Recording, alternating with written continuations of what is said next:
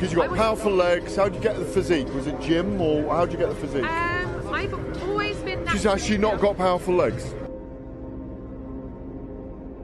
Do you shower in your dressing room? Do you have a shower on the day of a fight or not? Tell us about the tattoos. Shut the fuck up, you little prick. But then I've got the Phoenix. Hey, prick. So I'll take it from Bob every day of the week. Absolute disgrace. That's your knowing mind. Move him out of here, Darren. Ricky Hatton didn't go over for his fighter because he risked getting abducted and sold into sexual I never said that. Both have been rape victims. I'm not watching Frank Buglioni live on Saturday night. You're out of your mind. Jesus Christ, get yourself a life.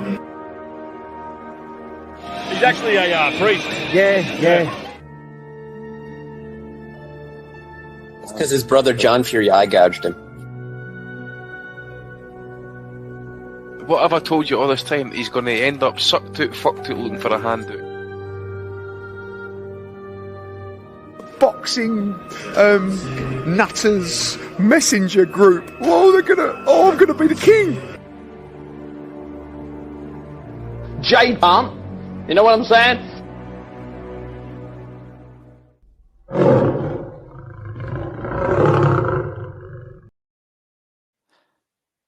Welcome, everyone, to the 538th edition of the Boxing Asylum Nuthouse. You can find it on YouTube, Spotify, iTunes, or iCast, or whatever their podcast thing is called. I don't have it. Apple products, they're not too good. They're made by people in places with suicide nets in China, but that's another story. We're also on the Sports Social Network. Steve, what do we know of this Sports Social Network? Not very much. Not very much, to be honest with you. We're just glad to be part of the team. Yeah, we'd just be glad to be part of something. We're usually getting pushed away from things, so when people are offering us to come and join things, it's always a bonus. But they seem like a great bunch of lads, Matty. That's all I can say about them. And they've given us a little landing page as well. At last. And apparently, we're getting a wider reach as a result. So, great bunch of lads is the overriding theme of that one. Fantastic. Helping our reach. Hopefully it's all not just a reach around in disguise, because we know what they're doing to you when they give you a reach around, Steve, and that's not pleasant. Well, depends where you're standing, Matty. I'm going to bite my tongue on that joke. Hey, yo.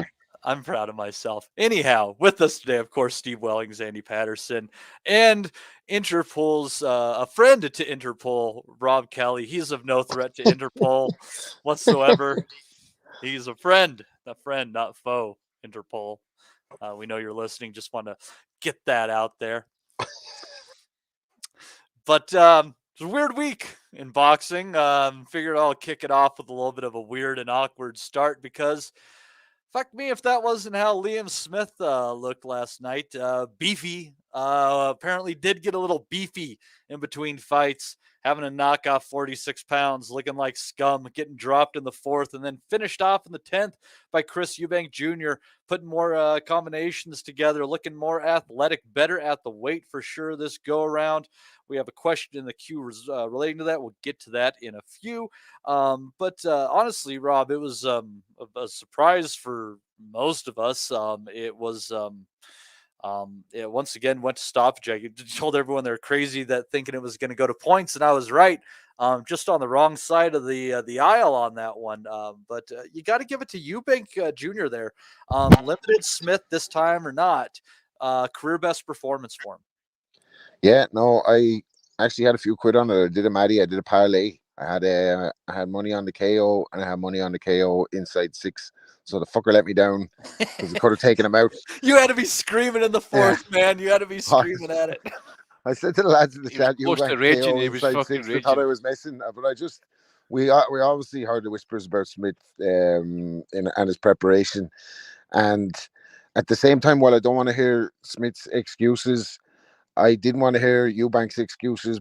And I thought he was selling it maybe about the elbow, but I did think the main factor contributing to Eubank's performance in the last fight was the fact that he crashed away to fight Conor the Hen Ben previously, and then they made the Smith fight as a replacement. So he essentially had two camps, and one of them he absolutely killed himself at.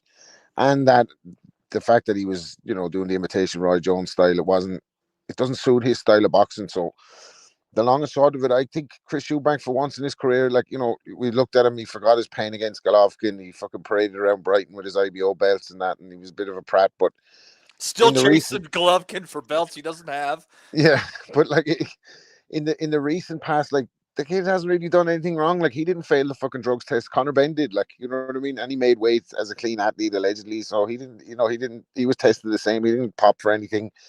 He took his defeat against Liam Smith and he came back to ride it. And, maybe Liam Smith was off, but at the same time, I thought the body work from Eubank was brilliant. I thought the combination punches from him were sharp. I thought we'd never seen a jab like that from Eubank before. So maybe in a short time, Bomac deserves a lot of credit as well. The only criticism I'd have of his performance, I thought he was a little bit too tentative. Maybe he was scared of getting caught. I thought Smith's only marginal moments of success in the fight were all kind of dirty. He was hitting behind the head and, kind of dropping the elbow a few times there himself, but he was struggling to stay in the fight. And I think Eubank could have taken him out to win me more money, but at least he covered me bets with the KO. So, credit to Eubank for once. I guess on the pod we're giving him absolute pelters over the years, but you have to give credit where credit's due. Smith may have been depleted or whatever, but he did what he had to do, and he looked very good doing it. So credit to Eubank. Yeah, and even trouble making weight and everything. Smith, he still was trying at the end. He got up. He just wasn't there. Whatever that he had wanted to have. Clearly, he left in the first fight. Got a question relating to this. Let's see here. Was it from Steve? Was it from Matt or Danny regarding trainer?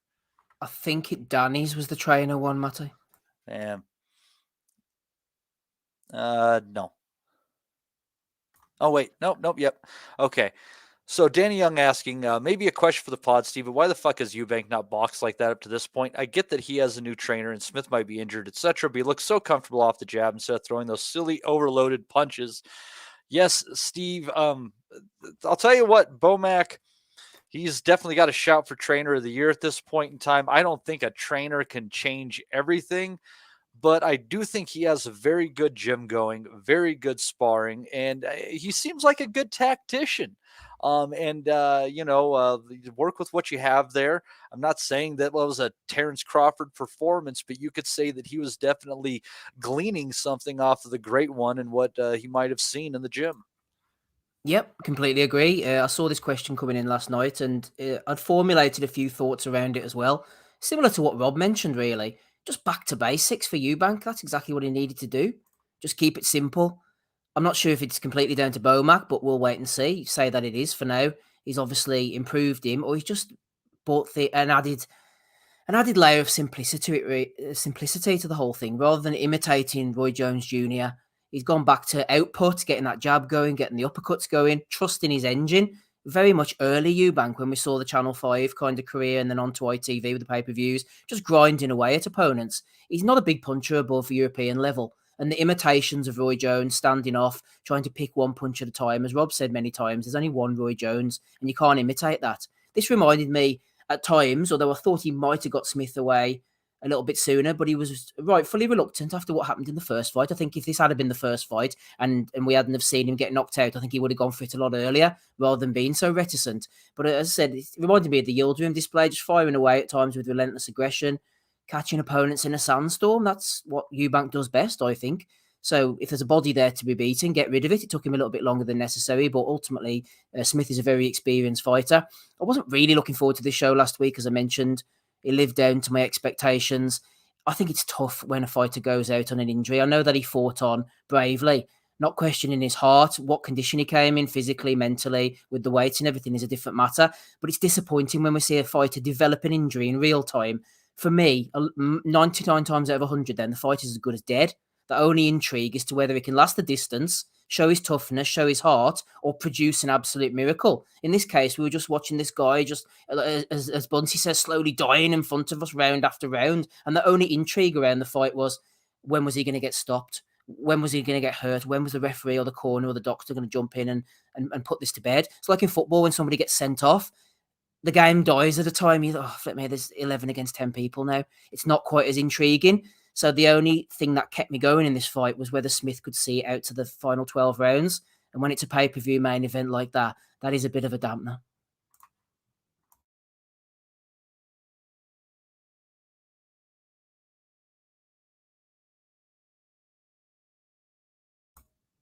Sorry, Matty, did I just kill the whole thing off?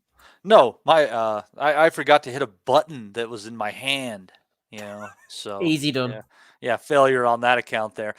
So for Mr. Matt Butters, or Steve, should I say, former Prediction League leader Matt Butters.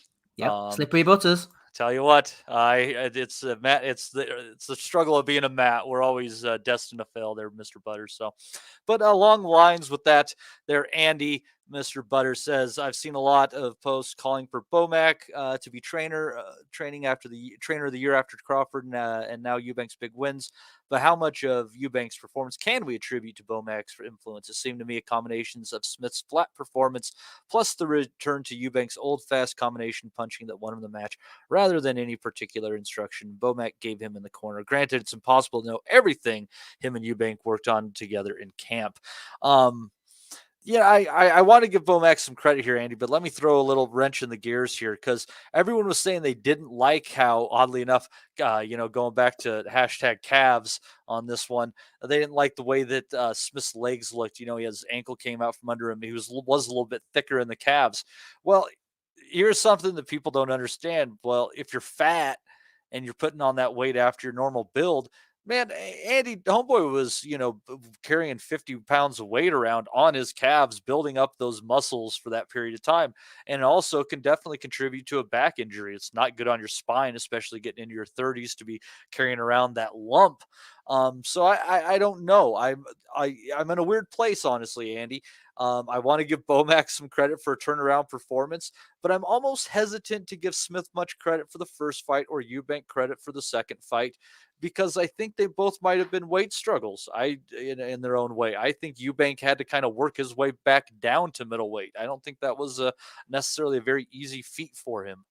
But also he was having to drain himself to make the catch weight for Ben, and as you say, he went through some charade. Remember actually going through with the second day weigh-in as well, so he actually even delayed putting that weight back on by 24 hours. It was just nuts. He was in camp for probably 3 or 4 months straight when all that happened too. I mean, he just kind of beat the shit from everything. Yeah, I can't remember the turnaround for the Smith fight after that, but you say he's probably. I mean, Eubank doesn't put on a lot of weight between fights and stuff. I mean, I just think with Smith, 14 stone he's went up to. I mean, 200 pounds. That's by his claim anyway. That's how big he got. I think on the first point, Andy, sorry, just to mention, wasn't it October they were supposed to fight Ben and Eubank, and then he fought Smith in the January of this year. Right. So it was pretty quick, and like you said, he went through the whole charade of the training camp as well. I don't think it did him any favours, to be fair. You say I mentioned it last week about the potential Eubank, being drenched slightly. Ozzy had mentioned, I forget how far back, 3-4 weeks ago he was on last on the podcast. He mentioned it was to Danny Flexen at the time. Actually, he said he would be surprised if the fight had went ahead, and the fault or the situation, the blame would be on Liam Smith's side. It seems to have now come to light that there certainly was a problem of some sorts. Whether it's an injury, whether he's gagged the weight, but look, he's got a job to do at the end of the day, and that's make the weight. And it feels like people who've paid for it have been jobbed over as well. No excuses. He's had to say that himself to Eubank from the first fight. I think he even had a go at Anthony Fowler as well about potential weight issues or whatever it was, because he had to come down so much weight. But at the same time, I think part of it, to me, okay, you got to give Bomac a wee bit of credit in that as well. He's took the lead, but it's down to Eubank at the end of the day to try and make those changes. And I thought for the first couple of rounds it was going to be one of those boring, jab, grab, get dirty on the inside and rabbit punches and that type of thing. I did think Eubank had a couple of issues where he could have complained to the referee about punches behind the head.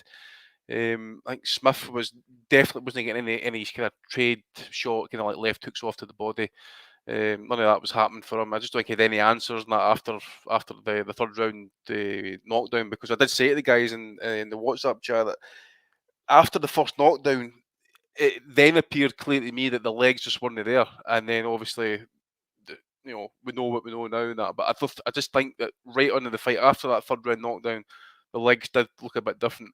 And then for there, I just think Eubank was patient, picked his moments, and then the old Eubank kind of came out a little bit. We started to let the hands go, and more flurries, and you've seen that Smith was trying to kind of like roll off the ropes and trying, I suppose maybe a lesser referee might have stopped the fight actually in that as well, because Smith wasn't really throwing back, but he was trying to slip a lot of shots.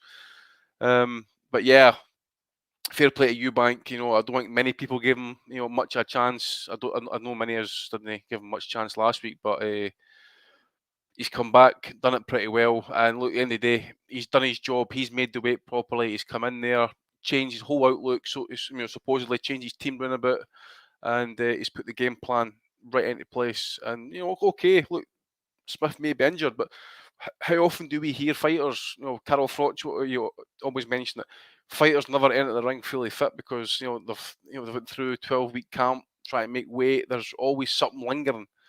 Illness here or there, that week off, etc. Struggles to make the weight, bad night's sleep. We've heard it all. So it's one of those things. Injuries happen during fights. They happen before fights. So it's just the way it is. So fair play to Eubank. I'm not a big lover of calling it Golovkin at this point. 42-year-old Golovkin at this point. But that's just kind of Eubank's career, isn't it? He's calling out or he's faced the kind of faded vets who were ex-world champions or top fighters, a la Groves, De Gale, Abraham type of fighters. And that, you know what I'm talking about. So this is just another one. But Eddie clout chasing as well. Conor Ben right after the fight. So clearly they're all after it. Everybody seems to think it's somehow a bigger fight. More money. Absolutely, they would go absolutely massive, as Eddie would say. Only problem is young Conor Hen isn't licensed yet. So I think he's saying Ben will be absolutely massive, Andy, if they fight. Coming in at 285. I tell you what, he's cocky. If that was me at 160, him at 160. This is Conor Ben who was struggling at 140, man. He's going to go up and kill people at 160. Oh, as Frank would say, do me a favour. What a world we live in. Some of this shit you wouldn't believe if you didn't see it firsthand, right? I'll tell you what, though, trying to figure out which fight on this card to move into after that. But actually, let's hang in here real quick on these two before I jump. What are you thinking next for Eubank Jr. and Smith? Are they headed to a rematch next? Or is there demand for that? Does either fighter want it? Smith kind of looked in bad shape. That's kind of a curiosity in myself as far as how long or if he goes on in the sport. But what do you see next for him, Andy, potentially? Eubank, as I mentioned, he'll probably try and call out a fairy fighter. Along those lines, I seen Kala really excited there last night. Looked like his drug dealer just arrived in the arena. He was going absolutely potty. Smith, I just don't know if he's hurt still in the sport. I did forget to mention as well about the state of that referee there last night, giving Smith all that time to recover. That was deplorable. That should have been called out immediately. He should have been back in that fight within seconds. No fucking, almost nearly a minute. Just want to mention that. But Smith, he'll probably try and get the third fight, mate. But as I say, after how it's went down, he's after that being on pay-per-view, I don't think the appetite's there, mate. I mean, there's no belts in the line. I think the only reason, I don't know if it was rematch clause in the last fight, just purely because of how the last fight ended, you could understand maybe, okay, we could run it back, but Smith done nothing there last night, mate. Absolutely nothing. I'm not wanting to see it. And as for who he would fight in a comeback and that, again, is he going to fight at 54 or at 60? I imagine it will be at 60. But yeah, I'm not really fussed about Liam Smith going forward. And Eubank for that matter as well, actually, but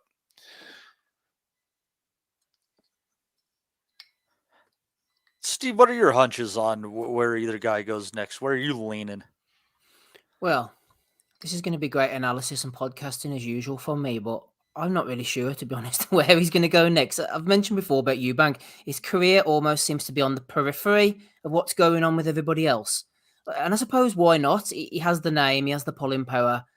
He's not necessarily the most skillful in the world, but he gets these opportunities. Fighting Liam Smith a couple of times on pay-per-view kind of fits in. Going and fighting Conor Benn fits in. Getting Kell Brook out of retirement, it's sort of that whole circus element fits in as well. Golovkin, in fact, he mentioned him, we all laugh, but he might fight Golovkin in a fight or two. Because again, it's a name against name. He's been his career all day. Like, we can call for him to fight the likes of Janabek if he gets past Gualtieri. We could call for him to fight the likes of Erislandy Lara. But he doesn't seem to be ever mixing with the kind of current elite, quote unquote, because they're not all elite. There's some poor fighters at the top of the middleweight division at the moment. He never seems to be mixing with them. The closest he came was when he went over to the PBC that time. And we thought, oh, here we go. He's going to be nailed on to fight Charlo at some point. And he fought Korobov, who's sellotaped together at this point. Got the win by virtue of Korobov pulling out after a second round. And then next thing you know, he's come back to the UK, and then I think he was fighting DeGale, wasn't he? A completely shot version of DeGale, again, a name, but a past it name. Like, he's always on the periphery. The IBO title, he's fighting Arthur Abraham, a name, but a past it name. He never quite gets into that mix. And why should he, I suppose, if he's getting paid well to fight these guys? So long story short, yeah, your Benns, your Brooks, your Golovkins, that just fits in with the Eubank career trajectory. And those are the names that they'll look to sell on Sky for his next fight. Well, this is it is a sad state of affairs at middleweight, and Eubank might as well stay there. Not to jump too far ahead in the future, Steve, but in 6 weeks' time, roughly, we're going to have one of the most awful middleweight unifications in the history of middleweight unifications, when Janabek Alimhanallah takes on Vincenzo Gualtieri. We're all looking forward to that one. And why not have that one at the Fort Bend Community Center in Rosenberg, Texas? Just a brief little blurb. They're fucking making that fight, eh? Fucking hell, man. Could be at the Butto Shields Community Center. And the little blurb there says, Fort Bend Seniors is committed to helping seniors in Fort Bend and Waller counties remain independent. So it might be at the Senior Center in Rosenberg, Texas. The Fort Bend Event Center. They clearly smell blood with that guy, because he only won the belt about two months ago. Like Gualtieri. Right in with an offer, weren't they? Wasn't it Falcao Gualtieri beat him for the title? I didn't see that. Yeah, that's right. Yeah, that's right. We stuck that out. I need to go back and check out that fight and see if he has anything to give to Alim Hanallah. Alim Honolulu is going to be one of the most underwhelming unified champions of the current era, isn't he? Like, going through Danny Dignam, going life and death with Denzel Bentley. Of the times. Stephen Butler, and now he's unifying belts. Rob Brandt, he fucking beat up in the shell of Hassan Nadam Njika, remember him? Oh, yeah, him as well, yeah. Get knocked down. If you remember, the beginning of Golovkin's title reign was none too impressive either. So yeah, but he was blatantly ducked, though. Yeah. He did get blatantly ducked. There were people there that just wouldn't fight him. There's no one at the moment. Middleweight, one of the traditional quality divisions, has been sort of, well, in recent years, 154 has been where the action's at, really, hasn't it, comparatively speaking? Well, yeah, it's just there's and there's got to be people that are willing to fight for that title. It's just middleweight is kind of the vacant of talent, and it's all spread out, whatever does exist. So, but good on him for getting this unification on that's coming your way in October. Hooray for everybody involved there. Now back to the aforementioned card we were discussing. I'll tell you what I thought was very interesting. I didn't pay a whole lot of attention to a lot was going on there, Steve, but Rob mentioned he had a parlay. I had one too. I had just two picks in there. One of them was for Eubank versus Smith to not go the distance. But the first one I had to get off of my ledger was the over-under in Frazier Clark versus Dave Allen. And it was 6.5 rounds. Oof. So as those low blows were raining in the 6th round, I felt like I might have a chance. But then Dave Allen went back to his corner. I'm like, shit, might just lose this one.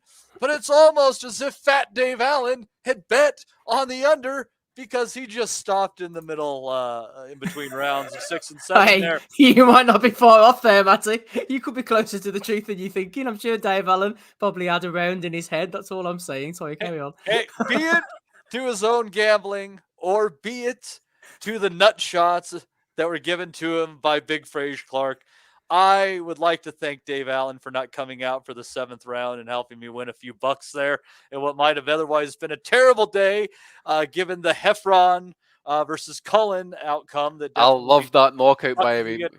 Heffron got knocked. He got knocked down twice with one punch. Was it Tony Tubbs that happened to him? Was it, or was it Burbick? Definitely, he went down about 3 times, didn't he? Yeah, he wasn't quite sure that he was okay. He went for it, and he's like, no, that was a bad plan. I tell you what, I mean, for guys that didn't, not a lot of stoppages on their records, that was kind of unexpected early there. But I fucking God, Cullen just looked like he was 2 weight classes above Heffron. The size difference was substantial. Yeah, any thoughts on that one, Steve? Yes, Heffron, kind of seen him growing up as a pro, really, because he signed with Gary Hyde early on in his career when he was about 18. They made vague reference to it on the commentary last night about him fighting in all these places. Andy will know, Gary Hyde, he's a good guy, Gary, but he doesn't have any promotional deals or anything, and his fighters turn up, here, there, and everywhere. Spain, Azerbaijan, Malta, the arse end of nowhere. He signs these guys, doesn't really know what to do with them. Same with Mark Heffron. It was a handy amateur. His brother Ronnie was actually a very good amateur as well. Didn't quite make it as a pro. Mark was always a puncher early on. Didn't fight very often. Well, in the ring anyway. Had discipline issues again, as they alluded to last night. But he's kind of, I don't know, he's found his way. He's lost his way. He's gone back to Joe Gallagher. He's a decent enough boxer, but he's always been a bit of an aggressive puncher, but he can be vulnerable. We were there that night when he fought on the Frampton Warrington undercard and got his ears boxed off by Liam Williams. He's moved up through the weights to try and find some consistency. The power hasn't really travelled up with him. And as you mentioned there, Jack Cullen is one of these sort of guys who's just kept plugging away. It reminds me of Prince Aaron, and if anybody remembers him, I know Dave Lee does, of gangly middleweight, from back in the day, fought John Duddy. He's 29 now, Cullen. I remember him. I love a Nice reference, as you all know. I remember him fighting in 2018 in the National Stadium in Dublin. They had a tournament called Last Man Standing. It was a bit like a prize fighter thing, and he beat Nick Quigley, Chris Blaney, the Ginger Ninja, and got stopped in the final by Roy Sheehan. He was a very good amateur and didn't really do anything as a pro in the end. I don't think his heart was in it. But anyway, back then you would have thought, well, fair enough, Cullen has kind of found his level. But since then, he's worked his way up again. Fought Felix Cash, got stopped, didn't stop him. Didn't stop him from progressing, that is. Had the split draw with Chelly. In his last fight, he got annihilated by Diego Pacheco. I think it was the body shots that did for him. We know Pacheco is going to be a talent who's going to move on to greater things. And then he's come back, hasn't stopped. He's got the British and Commonwealth title with a win over Heffron. So, yep, fair play to Cullen. Talking about Podrick McCrory, I think was calling him out, or there was a discussion about that. Maybe fighting in December. I think Mick Conlon's coming back in the Odyssey in Belfast in December. They're talking about putting Tyrone McKenna, Lewis Crocker on the undercard. And maybe the turnaround could see Cullen against McCrory. If that can be made, I don't know. I'm just sort of throwing it off the top of my head. But well, he certainly didn't have to exert himself very much last night. So no, I mean, fine shape. He used the jab very well. Was impressed by the way he worked it over. And he's a fighter who's learnt by experience. Ozzy always goes on about going the traditional routes, learning your craft. You can't write guys off after a couple of losses. He has 4 losses and a draw, but at this kind of level, he's not going to be a world beater, but at this kind of level, he has the experience to sort of hang in with people. So, yeah, absolutely fair play to him. What was the other fights that you were mentioning there, Matty? Sorry, was I to comment on something? Frazier Clark and his near DQ against Dave Allen. Okay. Dave Allen clearly on the fucking Big John diet. Just before I mention that, Florian Marku, not really sure what they're doing with him. Sells a lot of tickets. He's exciting. Talks a lot of trash. There's a fighter there. They can do, there's a potential for them to do something with him. But he seems to be, I don't know, I don't see him as much as we should, I think. Dylan Moran, 18-1, knew he was going to get blasted. Thought he'd last till about 2 or 3 rounds, to be honest. His record is against people who, no hopers, really. I didn't think he had a chance in that one. And as for Frazier Clark, just before I shut up quickly, going in against Dave Allen, I said it in the Nutters group last night, Matty. Slow, ponderous, coming in overweight, and Dave Allen doesn't look too great either. That was the best quip that I could come up with that one. But I tell you what, the best thing about the night was, and I've cut it here for Andy so he can have a listen, and all the boys and girls at home and in the chat can have a listen as well. Frazier Clark wasn't too hot in the ring, but he was firing some blows. after the ring on the interview against old Ron Lyle. So I've got it here. Let's have a listen what was going down. What's next for you? There's a host of names. Dennis Hobson making his thoughts known there, calling for a rematch. You've got the likes of Wardley, Adlai, and Jamie TKV who's in studio tonight for us. Yeah, Dennis Hobson's over here like a fake doll boy trying to spin a deal. He wants some more rematch. Probably robbed Dave his whole career and probably looking to do it again, so I can understand that.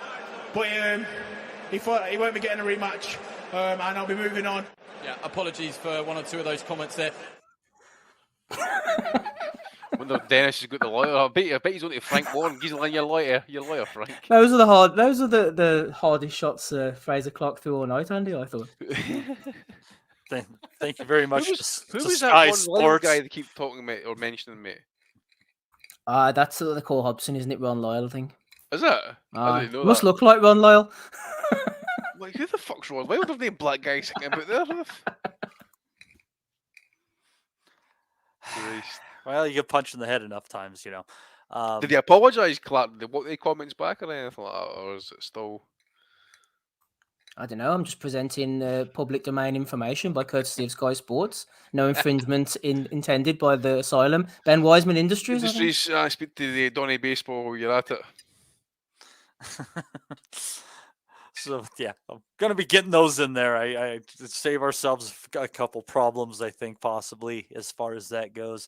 Yeah, that was I don't know. Andy, did you have anything particularly from that undercard that you liked that stood out to you in any sense? Not really, mate, to be fair. As I mentioned to you guys last night, the Frazier Clark fight was just awful. Absolute dreadful. Jack Cullen, fair play and coming back again, knocking out Mark Heffron, as I says. It was a quality shot. Basically knocked the guy down twice with the one punch. Always good to see. I expected the McKilla Mayer fight to go the distance. Didn't really watch it. I didn't catch anything else. I maybe caught. I gotta watch everything she does. Yeah, I didn't see Lauren Price. And the Adam Azim fight, mate, to be fair, I kind of tuned out to it after about 4 rounds because at this point I was knackered and I'm like, fucking Sky is still when they put the main event on. That was a chief support. What time did that come on at, Steve? 10:15 at night? I mean, the main event didn't come on to near 11, so... At 11:05, the main event started. It was pretty ridiculous. Yeah, I'd had enough by that point. What are they doing? Yeah. Like, they need to stop that shit, man. I remember, I've said it before, but I remember Brian Peters used to say on RTE, he used to try and get the main events on about 9:30, 9:45. Old bastards like us are falling asleep on the couch by that point. Nobody's sitting and watching 11:15 main events. I think they're getting a cut from nearby hotels or something like that for doing it so late. I mean, we're fucking about 10 pints deep at that point. Fucking about 10 pints deep and about 3 grams in, and they've lost all attention span to it though. On the way, anyone want to shadow box in the crowd or something like that, it's just too long a night. I just think for a pay-per-view event as well, mate. I mean, how often have we been on this podcast slating pay-per-views and the quality of them? That last night, don't know how much it was, but my God, pay-per-view. I mean, talk about fleecing the fans, man. That was just awful. And I say one half of your main event can't even make the weight properly. Can't even train allegedly. So I mean, ready to firebomb Sky offices, Andy, no? Yeah, it should do, man. I'm outside Sky HQ tomorrow morning with Molotov cocktails. And I says, bringing up Dave Allen for Frazier Clark, man. That experiment's over. I mean, big phrase. I mean, they harm the guy in that, mate, but come on. If the iron's hot, then it needs to go now. I mean, what is he, 30, 32, I think he is? Early 30s anyway. If he's going to be anything, it's going to be now. So put him in with someday and see if it's sink or swim. I mean, fucking Dave Allen, man. The guy went in with Louis Ortiz about 5 years ago. The thing is with Frazier Clark as well, Andy, it's a case of they're telling us one thing and our eyes are telling us another. Shalom pulled him out, was it twice? From the purse bids for the British title against Fabio Wardley. Perfect yardstick for both of them. Oh, and the reasoning was, we think he's going to go on to world level, Fraser. We have big plans for him. You winning titles. Bullshit, man. He ain't going to win no titles at world level. Talk sense. The reason why, if you can't dust up Fabio Wardley, who's a decent fighter at British level, you have no business going up to anything higher than that. He's definitely a fighter who needs to be at the area titles at this point. I mean, I think about fighting. I remember he was beating up on someone and he was no how he was shouting at the referee to stop the fight or whatever it was. I can't mind if I've made that one up or something else I'm thinking about. But he beat guys like Bogdan Dinu, right? who had somehow magically appeared in the top 15 rankings a number of years ago. Mariusz Wach, who is famous for getting his, that iron jaw pounded by Vladimir Klitschko about a decade ago. Right, it goes 10 rounds with him and non-inspiring performance. And you wait 3 months to drag him back out again against Dave Allen, right? Who again, shame me Dave Allen, but I mean, we mentioned it. We spoke about it for years now about Dave Allen, about the opportunities that he got, and oh my god, and some of the freaking opportunities he got he didn't even deserve. It's just I'm not getting it. Ozzy would be breaking down better than me because he just doesn't like Dave Allen. But well, yeah, I mean the question on everyone's mind is, what's next for Dave Allen? I love it, Matty. The fucking pie shop, kebabs. I don't know, mate.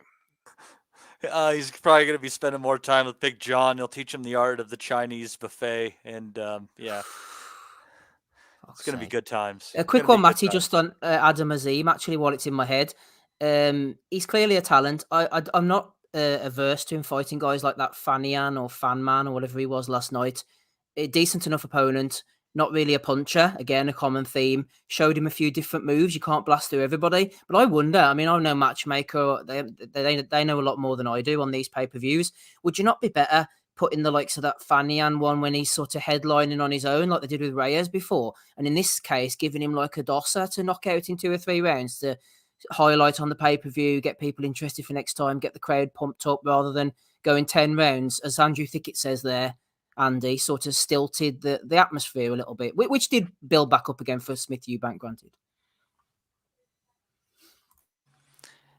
Yeah, it was pretty boring. I kind of dozed off during it. I think that might have been where I kind of lost interest. It was like 5 o'clock in the afternoon for you as well. You got no excuse. Came what happened. I bet they put Clark in a big Dill boy next. By the way. Imagine that. Chisora said he's going to have 1 more fight this year, 2 more next year, and then he's going to retire. Fuck's sake, that's 3 fights too late, mate. That's a big step up, though. Even the mush version. Fights too late, but even the mush version of Chisora, man, that's a big step up from what we were watching last night, isn't it? Realistically. Oh yeah. I wouldn't bet against Chisora in that one whatsoever. I mean, he could just absolutely just out experience him. Everything. Yeah. So I just fairly unimpressive at the end of the day. But I don't know, maybe a couple of highlights on there. Bench his business can do the shit, man. Yeah. Good guy though. Fantastic guy. Wonderful. Great bunch of lads over there. Anyhow. So I was supposed to be able to watch the Lyndon Arthur card on DAZN, which I appreciated them getting that feed in. So I had something to do on Friday after I got home, and I watched the Dina Thorsland fight, which is a decent women's bantamweight unification fight. Enjoyed that. Flipped on over, and there were still 2 fights to go on that. I was excited. And lo and behold, my problem, no, Steve, this is very important. My problem of the 2/3 video running time going against the regular speed of the audio continued, making it absolutely unwatchable. Thank God that there was something posted on YouTube that I was able to watch so we could discuss these fights. I haven't been able to watch really anything on DAZN in the month of August without having a problem. I did the reinstall and install, and that worked for a couple of days. And now we're back to where we had started. So this is the segment I'm going to call Matty versus DAZN. So it all started with me getting in with their customer service people by the name of Angelos, spelled Angelos. They say, "How can I help you today?" And I explained to them the problem that I have been having. And I say there's no point in continuing my description if I can't watch a fight properly. You aren't actually providing a service at that point. Which, after that point, and then he said, "Can you please tell me the email, blah, blah, blah. Check my account." At which point, they decided to give me all of the tech stuff that I could do. Fantastic. I explained to him that I already had done that and that my speeds on the internet were just fine. So, at a point in there, you can see that the rep apologized for me using their app. If you catch that, he said I made a mistake in using their app. At which point I explained, how much I would need to get a refund in all this, and he can't do anything for me. Angelos informed me that he was the highest that you could go. He is the king of the chat. So I asked him, well, can I go ahead and get an email? So he sent me to help at DAZN, which actually the email address he gave me was dazn@help.com. So I sent a wrong email. At which point I explained my problem to them in full, in all of the things that I have been dealing with. And the fact that it's just an absolute pain in the ass. And the best that they can offer to me is to send me back to the chat on the web browser to either go once again through their tech issues or to cancel my subscription. They do not even acknowledge the tech issues at hand. And I am just wondering how many people are also dealing with this issue. So I will be canceling my DAZN subscription. Woo! So is it a lawsuit could maybe be hanging over something? No. Why? I don't think you could sue anybody over anything like this. That would just be crazy. It would be actually, but I'd love to see one try it though. The curiosity that me and other people have at this point in time is when we ask for a refund is the biggest deal. Because we ask for a refund and they say there's nothing they can do after we explain that they haven't actually been providing us a service. Thank God Nathan N in the chat provides excellent links at times. So I was at least able to watch these fights on YouTube because there were a couple of fantastic fights on that. And damn it, Steve, I made a mistake. We made a mistake not digging deeper into Lyndon Arthur's opponent, Brian Nehwal Suarez. I told you. Whose only defeat was against a guy who has a couple of decent wins at cruiserweight and an amateur win over Savone. Not the most famous Savone, but a good enough Savone. One of the many good Cuban Savones.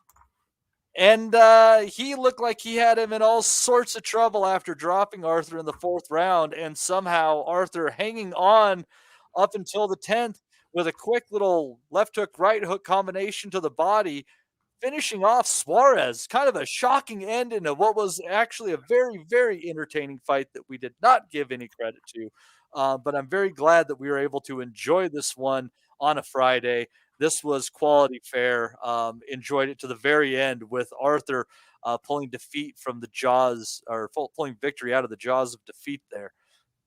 Yep, out of Callie's grinding jaws at ringside. Really, really good fight. Excellent night all round, actually. The fight afterwards between Antwi and Mason Cartwright for the British title was a cracker as well. Yep, it invoked the spirit of Mick Hennessy. I've been very critical of Sauerland in the past. I know he's a bit of a cartoon character, and he has been putting on shit fights, especially off the back of Hennessy, who, to his credit, always, well, not always, but most of the time, put on really good Friday night fights on Channel 5. This was a cracker, as you said last week, kind of give it short shrift whenever we were doing the previews and stuff, so we could get out of here. That was my fault. I apologise. I was wrong. IBO title, not a world title, according to Lyndon Arthur's pal, Sonny Edwards, but Sonny's a hater. We're going to give Lyndon Arthur his credit. It was a world title in our eyes with the IBO. Suarez knew nothing about him. Fair play to Andy. Thought that he would be live beforehand. See, he come in at 175 3/4. Suarez failed to make weight and could not win the title. Right, okay. I was watching it live from the first round. Didn't actually realise that one. Put down Arthur. Arthur looked a little bit shell-shocked. We've seen him overwhelmed before, and his sole loss to Anthony Yard. Yard put it on him and got him out of there. And I thought at times Suarez was going to overwhelm him, but he didn't. And the shot was an absolute cracker, came out the blue. A little bit like Charlo Castano, sort of one guy having a bit of trouble early on in the rematch and then coming back and catching the other fella with a shot out the blue. And all of a sudden, the fight turned on its head, and Suarez just couldn't take that shot to the body because he just did not see it coming. It's the old-fashioned shot that he didn't see coming, and fair play to Arthur. Real cracking fight as well. And I'll let Andy obviously jump in before we go on to the other one. But real good, fair on a Friday night. Pat on the back for Cali Sauerland. He delivered a couple of really well-matched fights. Yeah, absolutely. Andy, what were your thoughts on the Lyndon Arthur Suarez fight before we get into the very good fight between Antwi and Cartwright? Yeah, it was an interesting fight, mate. Just going back to last week's comments and that, it says I was basing it off. He's all laughed at it. I was basing his potential performance off getting knocked out in one round against a guy called Albert Ramirez, and you're just thinking, fucking hell, surely not. But I mean, look, that's how he fought. That's how he fought that guy Ramirez. He came right at him, looking for a ding dong, and just got caught off a better fighter. And I just thought, really deep. What was the name of the guy he lost to? I mean, just a very deep Albert amateur. Ramirez. Yeah. He's one of those. Again, mate, I think he could be another underrated B-side. He's one of those South Americans. I think he's Ecuadorian, Venezuelan, possibly. Yeah, look, it's again, just no active as such. That, but anyway, just on that fight itself. I mean, obviously, you see Arthur getting put down, and because you think like Arthur's only got, at least you think that he's had hand problems. He's got a good jab. That's why he was going to really use him. He was on the back foot affair, but you think he's got to dig in, and that's what ultimately he did. And then obviously, as Steve's mentioned, he's landed a left hook there, and it's had the delayed reaction. It's just caught him brand new, right on the sweet spot, mate, and it's just put him down like that. Again, look, it was one of those type of performances, that, mate, that probably kind of maybe flatters to deceive Arthur a little bit, to be fair. But look, fair play to him. He dug it out, and again, Suarez couldn't have become a champion in that anyway, to be fair, because he failed to make the weight. But so I mean, I would imagine that RG will probably he'll be back on the rounds again at some point. Of back home, he'll be fighting for South American title possibly in that. But certainly want to maybe watch it for if he gets brought back over here. And that clearly he's I wouldn't say he's an absolute danger, but he's definitely going to be there to give any up and comers, or definitely anybody who's not taking the fight seriously. Anyway, I think he can definitely give you a wee fright, as evidenced by that 4th round knockdown. End of the day, and that, and we were discussing it during the time, and that as it was happening, that this guy was potentially underrated. So fair play to him. Look, he gave it his best, and that, as he says. But once you get caught with a shot that you don't see coming, that you probably just not prepared for actually as well, and just, as I say, just switched them off a wee bit, and that was it. So fair play, Arthur. Absolutely, and also headlining that event, I was unsure that this. I didn't know that this was the fight that was actually the headliner, but much to my surprise, fantastic British super welterweight title fight with Samuel Antwi. Finally, after rounds of landing some very hard shots on Mason Cartwright, was finally able to stop him, knocking him out, standing up, and throwing a couple more in there to boot. Referee just a little late in stepping in there, but damn it, he did try.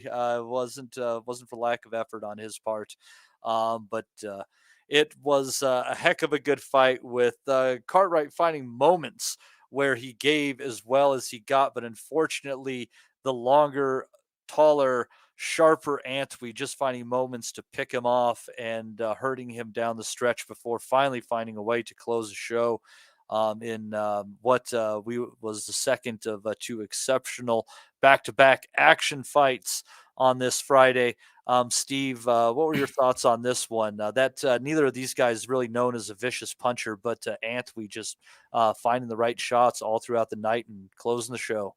Yeah, it was a frozen in time knockout. Antwi's trainer was saying there that he's not a puncher according to his record, but he can definitely bang a bit. The true sensation, he's found himself a bit of a home as well, and he's done well for himself. Cartwright, we've had we've had Cartwright before We've had Cartwright on the phone beforehand with us. He's a nice guy. He was a bit of a prospect at one point. He went in against another friend of the pod, another prospect, Darren Tetley, before and got stopped in the 9th round. And he's battled back. He was giving it the big one through some of the rounds as well and really trying to keep himself motivated. But in the end, Antwi just caught him with that shot. I think the referee was maybe behind it, so that was that split-second delay where he wasn't sure what was going on, but he'd been frozen in time. He showed his toughness in the past, going in against Echo Esserman and pulling him the 12 rounds, Antwi, and his stoppage loss, actually. I didn't realise the only loss of his career came in a WBF title fight in 2018 to actually a fighter that I'm a fan of, Emily Colombo, the General. Colombo's in the house. He actually fought Israel Madrimov a couple of years ago, and he's the only person to stop Antwi. So Antwi's definitely a tough nut. But at British title level, these guys can come again. And after the Esserman loss, he came back against Cartwright. It looked like it was going to points. I think there's about 37 seconds left on the clock. Just caught him with that cracking shot, bang, frozen there. And he finished him off in true style. And it seems like a really nice guy, Antwi, as well. So can't begrudging that win at all, Matty. Absolutely. I'm wondering who is on here now by the name of Sidon Wellington Newley. I almost assume it's Rob, but I could be wrong. I'm becoming a nuisance. Ames. Ames, what the fuck are you doing on here with that goofy ass name? That you should leave that to Rob. But that is a very good goofy ass name. Just paying homage to Steve and giving you a bit of a mouthful, Matty. Fantastic. I'm proud that I was able to figure that one out and what your intention was, I think. Biggest mouthful Matty's took since DAZN got involved in on him. Yeah. Could you say that story just a little bit slower again, Matty? Oh, God. I wish I could get even into more detail. I was quite furious with what's going on here. Very sad day for me to finally break up my relationship with the zone, Ames. But what are you going to do? You know, all good things must come to an end. And but you're here. Well, what are you here to discuss? What joy have you found that you wish to share with the Boxing Asylum community, or what terrible things are you here to share with the Boxing Asylum community? No, I was just going to chip in on the fights. I just thought.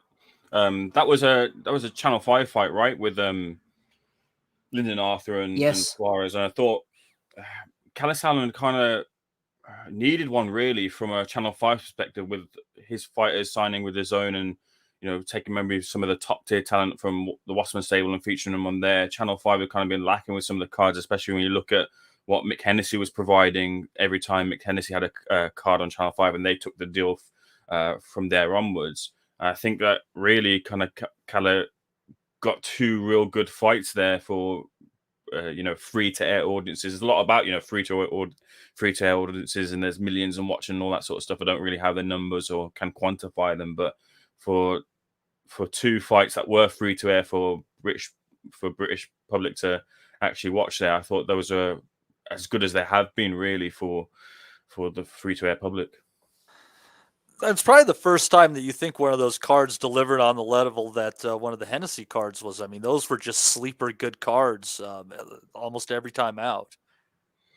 Yeah, no, I agree, and I think from Arthur perspective as well, Arthur's just one of those fighters where, like, I don't know, it's almost like you want to see the coach come in and just kind of really. And Pat Barrett is by no means any reserved character either, but kind of give Arthur that bit of a shake in the ring. You kind of want to see more from him, and you just seem to be looking to pump out that jab and follow it with the right hand very sporadically. Whether there's an injury or that's just kind of how Arthur's game is another thing. But really, he really needed to pull something out there, because to losing to, I know Andy had kind of tipped Suarez to be maybe about something, but if he lost an IBO world title fight, then it's kind of where'd you go from here for Lyndon Arthur, who had a good win against Anthony Yard a year or so back, or 2 years back, whenever it was.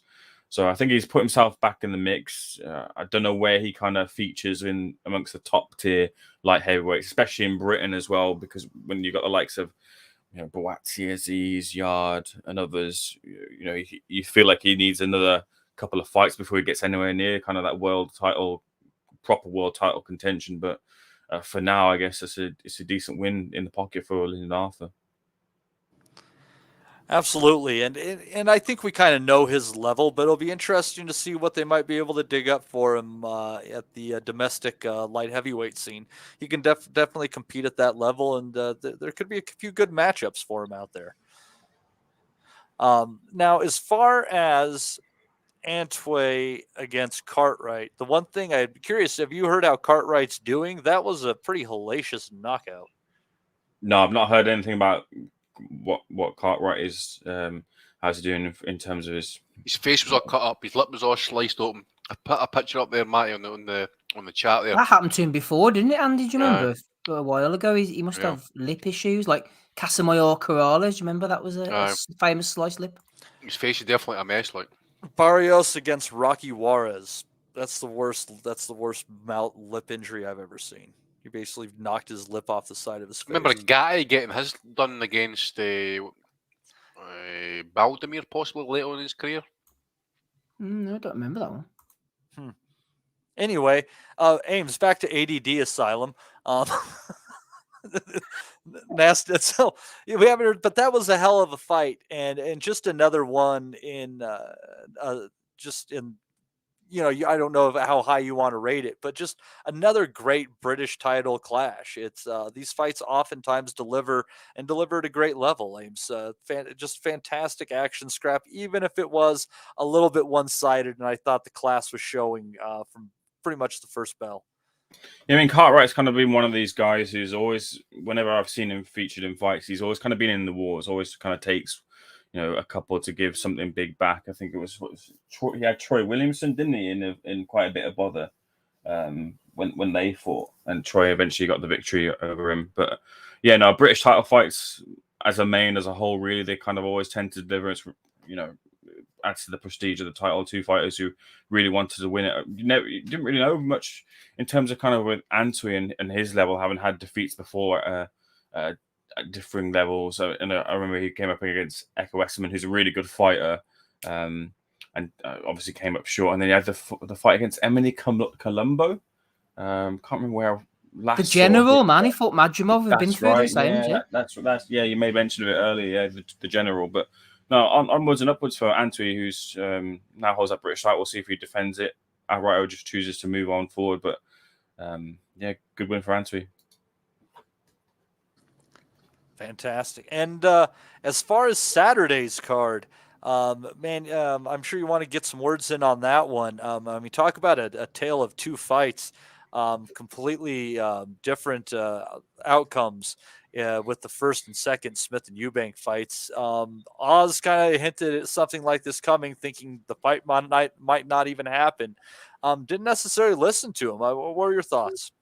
Yeah, so Oz alluded to something about the fight not happening, and I heard from a trainer, a very reputable, respectable trainer who will remain nameless for now, saying that the injury that Liam Smith suffered, the back injury, that's the type of injury that he had where if you don't manage that injury properly, then either it can reoccur or you can cause further injury to the surrounding areas of your back and add to the injury that you've already exacerbated. Now, I know the injury that he had was to do with his ankles, but I think George Groves made mention it on the podcast that he didn't look as fluid, he didn't look as, in terms of his movement, whether it's a body movement or, front forward attack, and I think that kind of comes from that injury that he suffered to the back. And I'd kind of had hesitancy as to whether he'd fully recovered from that back injury. I don't think he had when he stepped through the ring, and adding to the fact that he crashed the weight as well, as people are saying, and you're not really kind of setting yourself up well for a victory.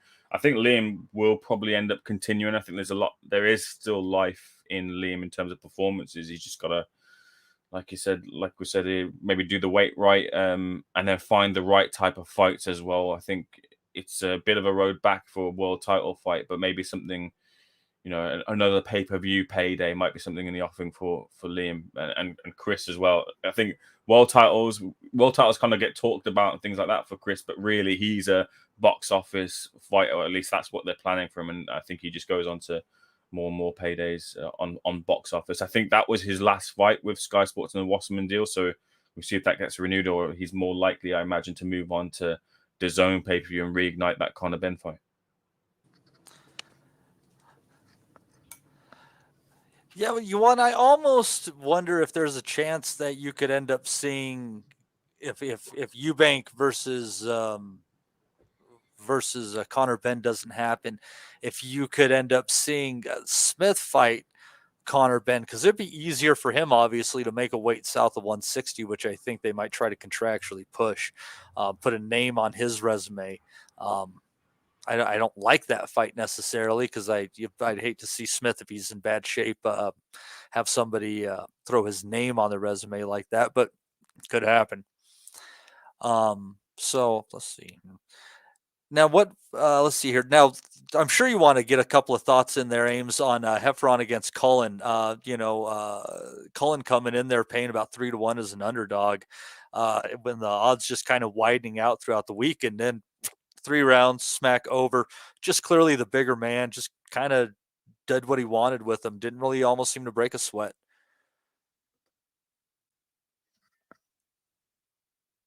Ames, any thoughts on that? Oh, my apologies. Sorry, I had myself muted. I thought I'd never do that on the podcast. Yeah. Matty does it enough, but here I am doing Everybody it. gets a chance. Everybody gets a chance.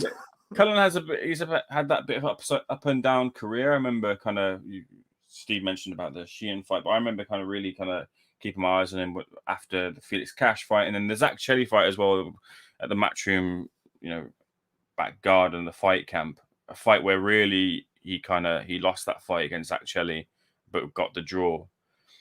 And he had a couple of wins after that. That Sajo fight was a real tough one. Sajo wasn't really all that heralded, and Sajo was able to come in and get the upset for people who hadn't really followed Sajo against him. Phoning against Pacheco, what really was he doing against Pacheco? I think Pacheco's opponent pulled out, didn't he? So Cullen came in and saved the day, if I remember that correctly. But a good win there for Heffron, who it's sort of kind of mirrored in the way Heffron won the belt against Lennox Clark. Lennox was the champion. Heffron came in and just dismantled Lennox, who maybe had an injury coming into that fight, but they sort of kind of fell, the fight ended the same sort of way, I thought. But this is a good win for Jack, who, hasn't ducked a fight, hasn't, said no to many opportunities that come that way, if at all. You kind of think maybe where can he go from here? What will he decide to do? Will he look to kind of cash out as much as possible with this win? But it's good to see someone who's applied themselves, sells quite a number of tickets, and is a good guy in the business, get a break, not a break here, but fall the right side of victory in a fight which a lot of people kind of had Heffron winning and comfortably, maybe looking to break down Jack in the mid to later rounds. You gonna stick around with us for a while here? Yeah, I don't mind. Fantastic. All right. Andy threw something up in the chat here that I thought was pretty interesting, and kind of get to a little discussion here. This breaking. Sources close to Errol Spence Jr. have declared that he has broken ties with long-time trainer Derek James. Calvin Ford and Roy Jones Jr. have been named as the top candidates to potentially replace James for the rematch against Terrence Crawford in December. Yes, that rematch clause has been activated. Steve, I don't care what weight they're fighting this at. I don't like it for Spence, especially at such a quick turnaround. He took a hell of a beating, and getting rid of a longtime trainer is not going to be the only fix he needs to make. I think he should just let it go. Crawford was looking at some different things, steering away from him, and he could have moved on to 154 pounds and did what he had to do. But this spells disaster. Maybe not as bad as the first one, but I don't think it's good. No, it's not good. It's adding a different dynamic to try and get people to buy into the rematch, which he'll be making a shitload of money. That's what the cynic in me is saying now. Spence has absolutely no chance in this rematch as far as I'm concerned. It might be a bit closer than the first one, and especially if it goes up to 154, but he's done. What I saw in that first fight, I did not like the look of, and Crawford absolutely brutally dismantled him. I think he played up to get that big payday, where after coming back, he looked good against Garcia, looked good against Ugas, and Crawford just beat the shit out of him.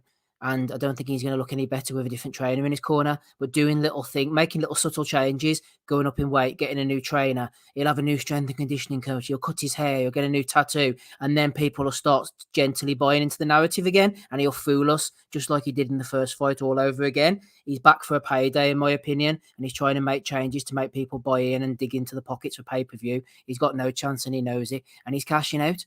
And if people want to buy it, they can. But I don't see a new trainer making any difference. And he knows it too. Yeah. That's that's going hard on him. I'm definitely not going to be attending this fight, Andy. But when I look at it, we just it's interesting.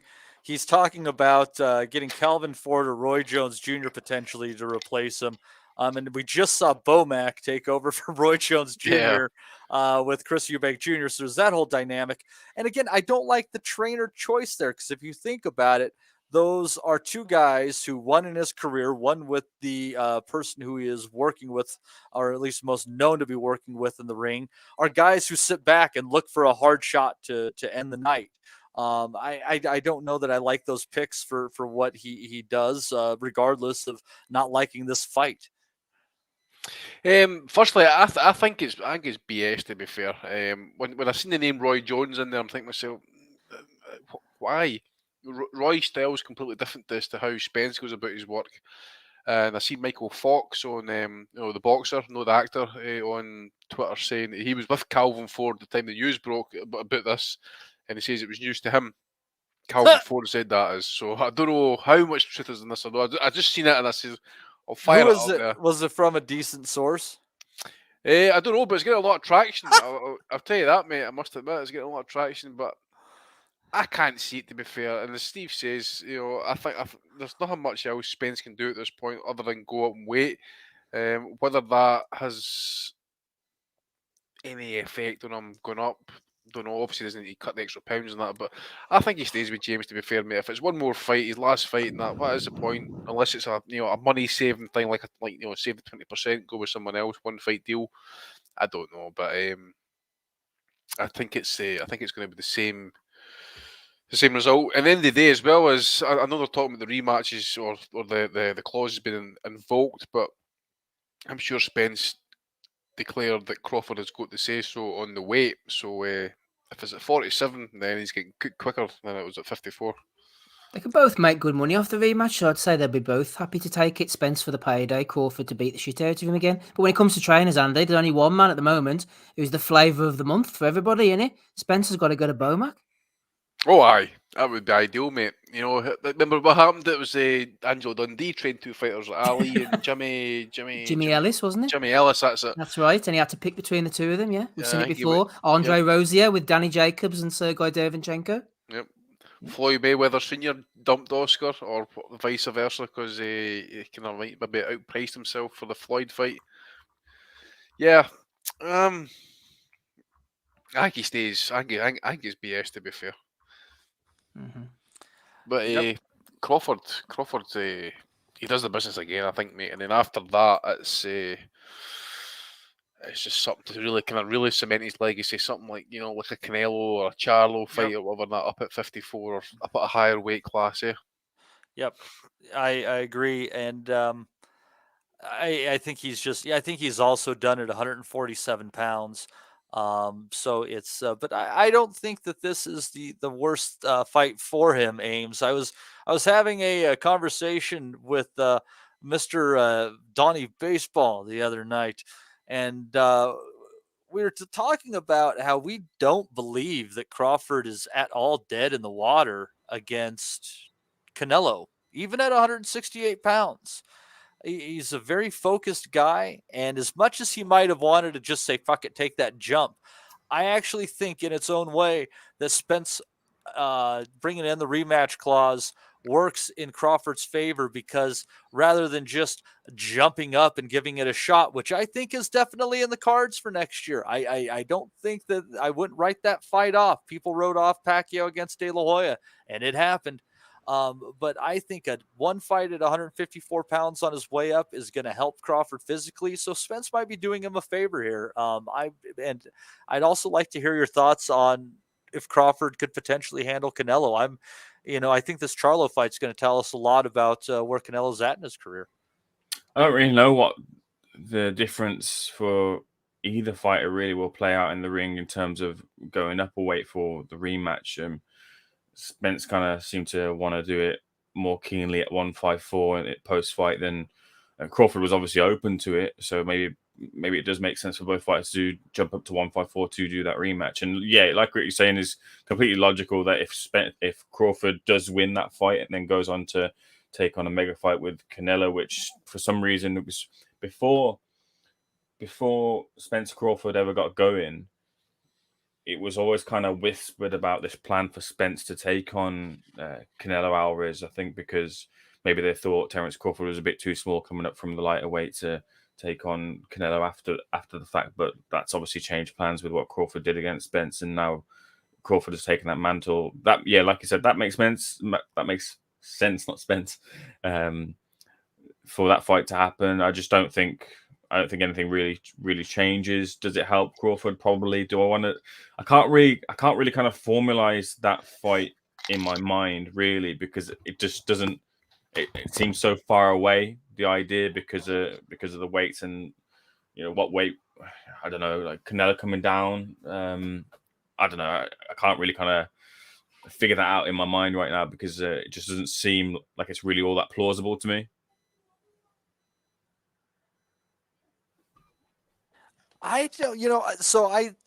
This is my hunch on the way things. So if there's 3 fights in this whole thing, the way that I think this is going to go would be that obviously, Crawford's going to beat Spence. Wouldn't that be crazy if Spence threw a wrench in the gears? That'd be a very bizarre situation. Canelo is going to take out Charlo, and then Crawford's going to have a choice on if he wants to fight Charlo or fight Canelo, or maybe they won't even, think about happening unless he fights Charlo. And then he might take that on. And at that point, Canelo's an opportunity for on Cinco de Mayo or Mexican Independence Day. I know people are thinking it's crazy. I know people are thinking it's absolutely crazy, but I don't. This is a very focused guy, and Canelo's writing it off. But this could be a huge money fight.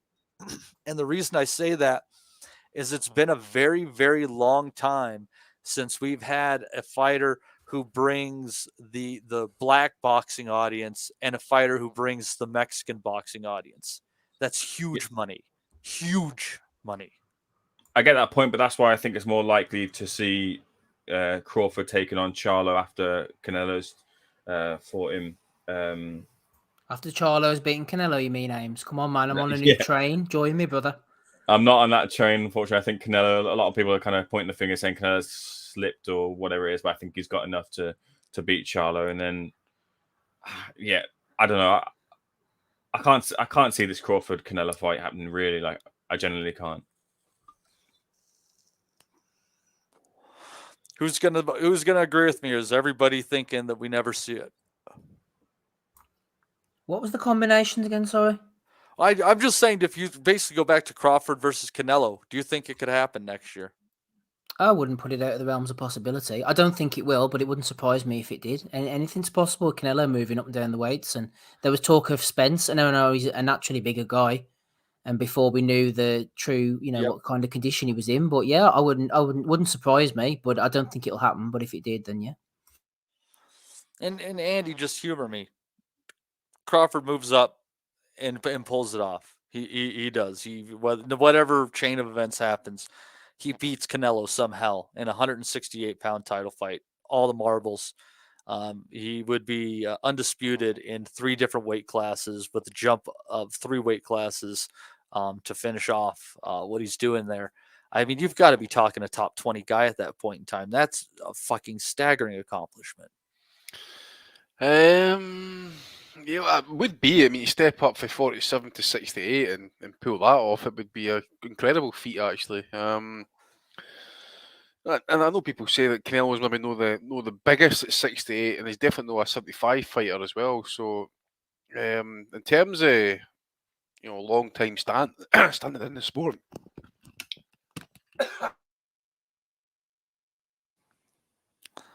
Give Andy a chance to cough there. I hope you're okay. Well, fuck. Voice is with the shit, mate. Give me a second. No, you're right. I'll take it. I'll take it over. Yeah, it's Steve. I mean, it's just an incredible accomplishment. I'm kind of was thinking back, like, what's something that kind of even comes close to that? Roy Jones Jr. going up to heavyweight, that was obviously incredible. But what I actually think was a more incredible feat than Roy Jones going up to heavyweight was James Toney's 2003 of beating Girov and Evander Holyfield. Yeah. Oh, yeah. Well, the Girov fight was class. I mean, he just completely boxed his ears off, and then Holyfield, he stopped him, didn't they? Although, was Tony roided to the gills? We don't know. Amazing fighter, all the same, but he had issues in that regard. For me, Roy was Holyfield roided? Well, yeah, I'm going to say which one was. Yeah, absolutely. That's a good point, I suppose. No, I love that year, especially the Holyfield. I remember watching it on Sky. Him moving up, just punch perfect, shot after shot. Just that was superb. Now that you mention it, but the Jones moving up to Ruiz at the time, amazing scenes, absolute buzz. HBO and all. John Ruiz wasn't the greatest fighter in the world, which is an understatement, but Jones absolutely put him on his head. And there was a lot of talk of Jones fighting Mike Tyson after that, actually. I know it was 2003 Tyson, who was not far removed from losing to Danny Williams and then eventually Kevin McBride. But yeah, there was talk of Roy Jones fighting him before the ill-advised weight cut back down to fight Tarver. But that's the one that stands out for me. But you're absolutely right. Tony stopping, not only outboxing an older version of Holyfield, but stopping him was class to watch. He was brilliant that night with the purple shorts and all. Tony, it was fantastic. You know, in two alternate timelines, I think Jones could have fought Evander Holyfield, or he could have stayed about the weight he was fighting Ruiz and fought a rematch with Tony for a cruiserweight title. I think that would have been a cool. Yeah. Quite possibly. That would have been a cool timeline potentially. That probably is the one that didn't involve 9/11 though, so I'm probably asking for too much. 9/11? What's that? Fuck off. Anyhow. What would that be for you guys? 11/9? I don't know, something like that. Anyhow, fuck off. It's hard enough trying to do the damn conversions when it comes to odds for you guys, let alone trying to convert dates. Pure hell. But Andy, are you back with it again, my friend? I believe so. All right, give it a rip. Any thoughts you might have had on our topic? Can't remember what we're talking about. We were talking about what it would be as far as all-time resume if for Crawford, was able to pull that off. For Crawford, I don't know what his longest time standing would be in the sport. Definitely top 50. I think what can generally happen sometimes with kind of modern day guys, it's just like kind of like not so much the activity is one thing, but I think like so obviously the defenses and fighting the top guys also goes a long way for me in that as well, you know. So for Crawford's career still to kind of finish that, so you just don't know what he could do yet. So, but in terms of your picture and that, I would probably say definitely top 50. The 20 mark, I don't know. I really don't know. Well, people rate Pacquiao and Floyd around like top 25-ish. So I think he eclipses them without argument at that point in time. That'd be the number. Why I'm thinking the number area. Yeah. Roy already thinks he's like a top 10. So I think it's just again, it's just one of the ones actually. I mean, Floyd kind of like fought them all, so did Oscars. Manny as well. You know, a lot of people kind of like put a wee bit of lesser stock on Crawford's resume, and that basically off his 140 reign. 47, it took him ages to get there and that type of thing. So yeah, it's just been obviously. Not really. He got there when he was about 30 for his third weight class. That's not terrible. Well, I mean, really, when it got to like say, oh, I'm kind of like breaking out. I suppose it's taken him a long time to get to this point and that as well, you know. So, and again, activity and fighting and being defending your title kind of regularly and that as well does go a long way. But in terms of long term standing, mate, I can't put a figure on it. And even if he was to go to 68 and that, I still wouldn't put him top 20 at this point. I like to see him kind of like be active, be defending the title and that, taking on all comers, but At this I think point he's now, done mate, at he's 147 though. yeah. I've seen some in the chat saying that as well. I think 54 possibly. I know he said 54 probably is his max and that as well. But then he's started to play the game a little bit now and that, isn't it? As Rob mentioned about mentioning Charlo, mentioning Canelo and those guys up at 68 and that. Get his name relevant or stay relevant really. And get himself mentioned with these guys. So. What I had ultimately wanted to happen was that he said, well, fuck it, go get that one belt from Zoo. I think we would probably all take Crawford against Zoo. Am I going to too much? Am I jumping to too much of a conclusion there? Of course, we're taking Crawford against you. Okay, fantastic. And then, after Charlo takes his beating from Canelo, which I actually think is going to resemble the Amir Khan fight, but that's a different story. He comes back down. He's still got 3 of those belts. WBO is the only one that stripped him. So 2 fights. Crawford could be fully unified at 154. And then a Canelo fight. That would be my optimal. But unfortunately, Spence kicked in the rematch clause. What are you going to do? My hunch, one of the other sanctioning bodies, given that, is going to be incentivized to strip Charlo and make Spence versus Crawford 2 for a 154-pound belt. What consideration do you give to that one? I don't give much consideration to Pacquiao's 150-pound victory over Margarito for a 154-pound belt. Who gives a shit? It was vacant. But it is what it is. So boxing's a complicated sport, isn't it? There's a lot of moving pieces, but the thing is, what's interesting now is that after that fight, Crawford has moved himself into an ultimate A side where he can call a lot of different shots, and there's people who would want to fight him because there's a big payday attached now, right? Good. I'm glad that's finally become the case. That's what I've been calling for years. Yeah, it's a shame he's 35, and like I said, I think next year's probably his last year too. I think without having an actual foot out of the ring, because his focus is pretty fucking incredible. He kind of has his eyes set on the exit at the same time. There, he's heading towards it though. He's not sidestepping anything. So we'll see what's going on with that going forward. But it's 2024 could be a hell of a year in boxing. We'll see what happens with that. But I'm not excited about this rematch clause being exercised at this point in time. Anyhow. But moving on, I guess. I don't know if there's any other pertinent topics, but I'm going to find a way to milk what is on the schedule out of the schedule this week. Might be some fare that you folks find interesting, but we shall see. I'm going to have William Foster III against 14-3 Michel Lopez. Lopez, he's lost his last 2 bouts, but he's at a decent level of competition at times. Also on that one, you're going to have Radrov Kalajdzic, who you might remember losing since Beterbiev, and also losing a split decision to Marcus Brown. He hasn't lost since Beterbiev. He's going in against Mickey Ellison, who you guys might know well, who has beaten his last 2 opponents, both of them undefeated. That could actually be an interesting enough fight right there on a Wednesday night. And then the always entertaining Jonas Sultan going in the ring against Frank Gonzalez. So actually, I think that could be a pretty solid card on Wednesday from the folks at Pro Box. We know how much I enjoy their fare. Thursday on DAZN, going to have Raul Curiel in a 147-pound bout against Courtney Pennington, who is 17-6-3. Big stuff there for the 12-0 Raul Curiel. Good job, DAZN. Friday from Canada, going to have a card that is going to be on ESPN Plus stateside. I hope you guys can find your opportunities to watch it when you get up on Saturday morning, given the limited amount of viewing we'll have this week. Steve, I kind of like this one, actually, though. Going to have Steve Claggett on there against 24-1 Carlos Suarez, as only defeat to Pedros Campa, who is a decent enough fighter. He just has a level. And Claggett 35-7-2 at this point in time, but he is a Canadian favorite. Usually pretty entertaining fights.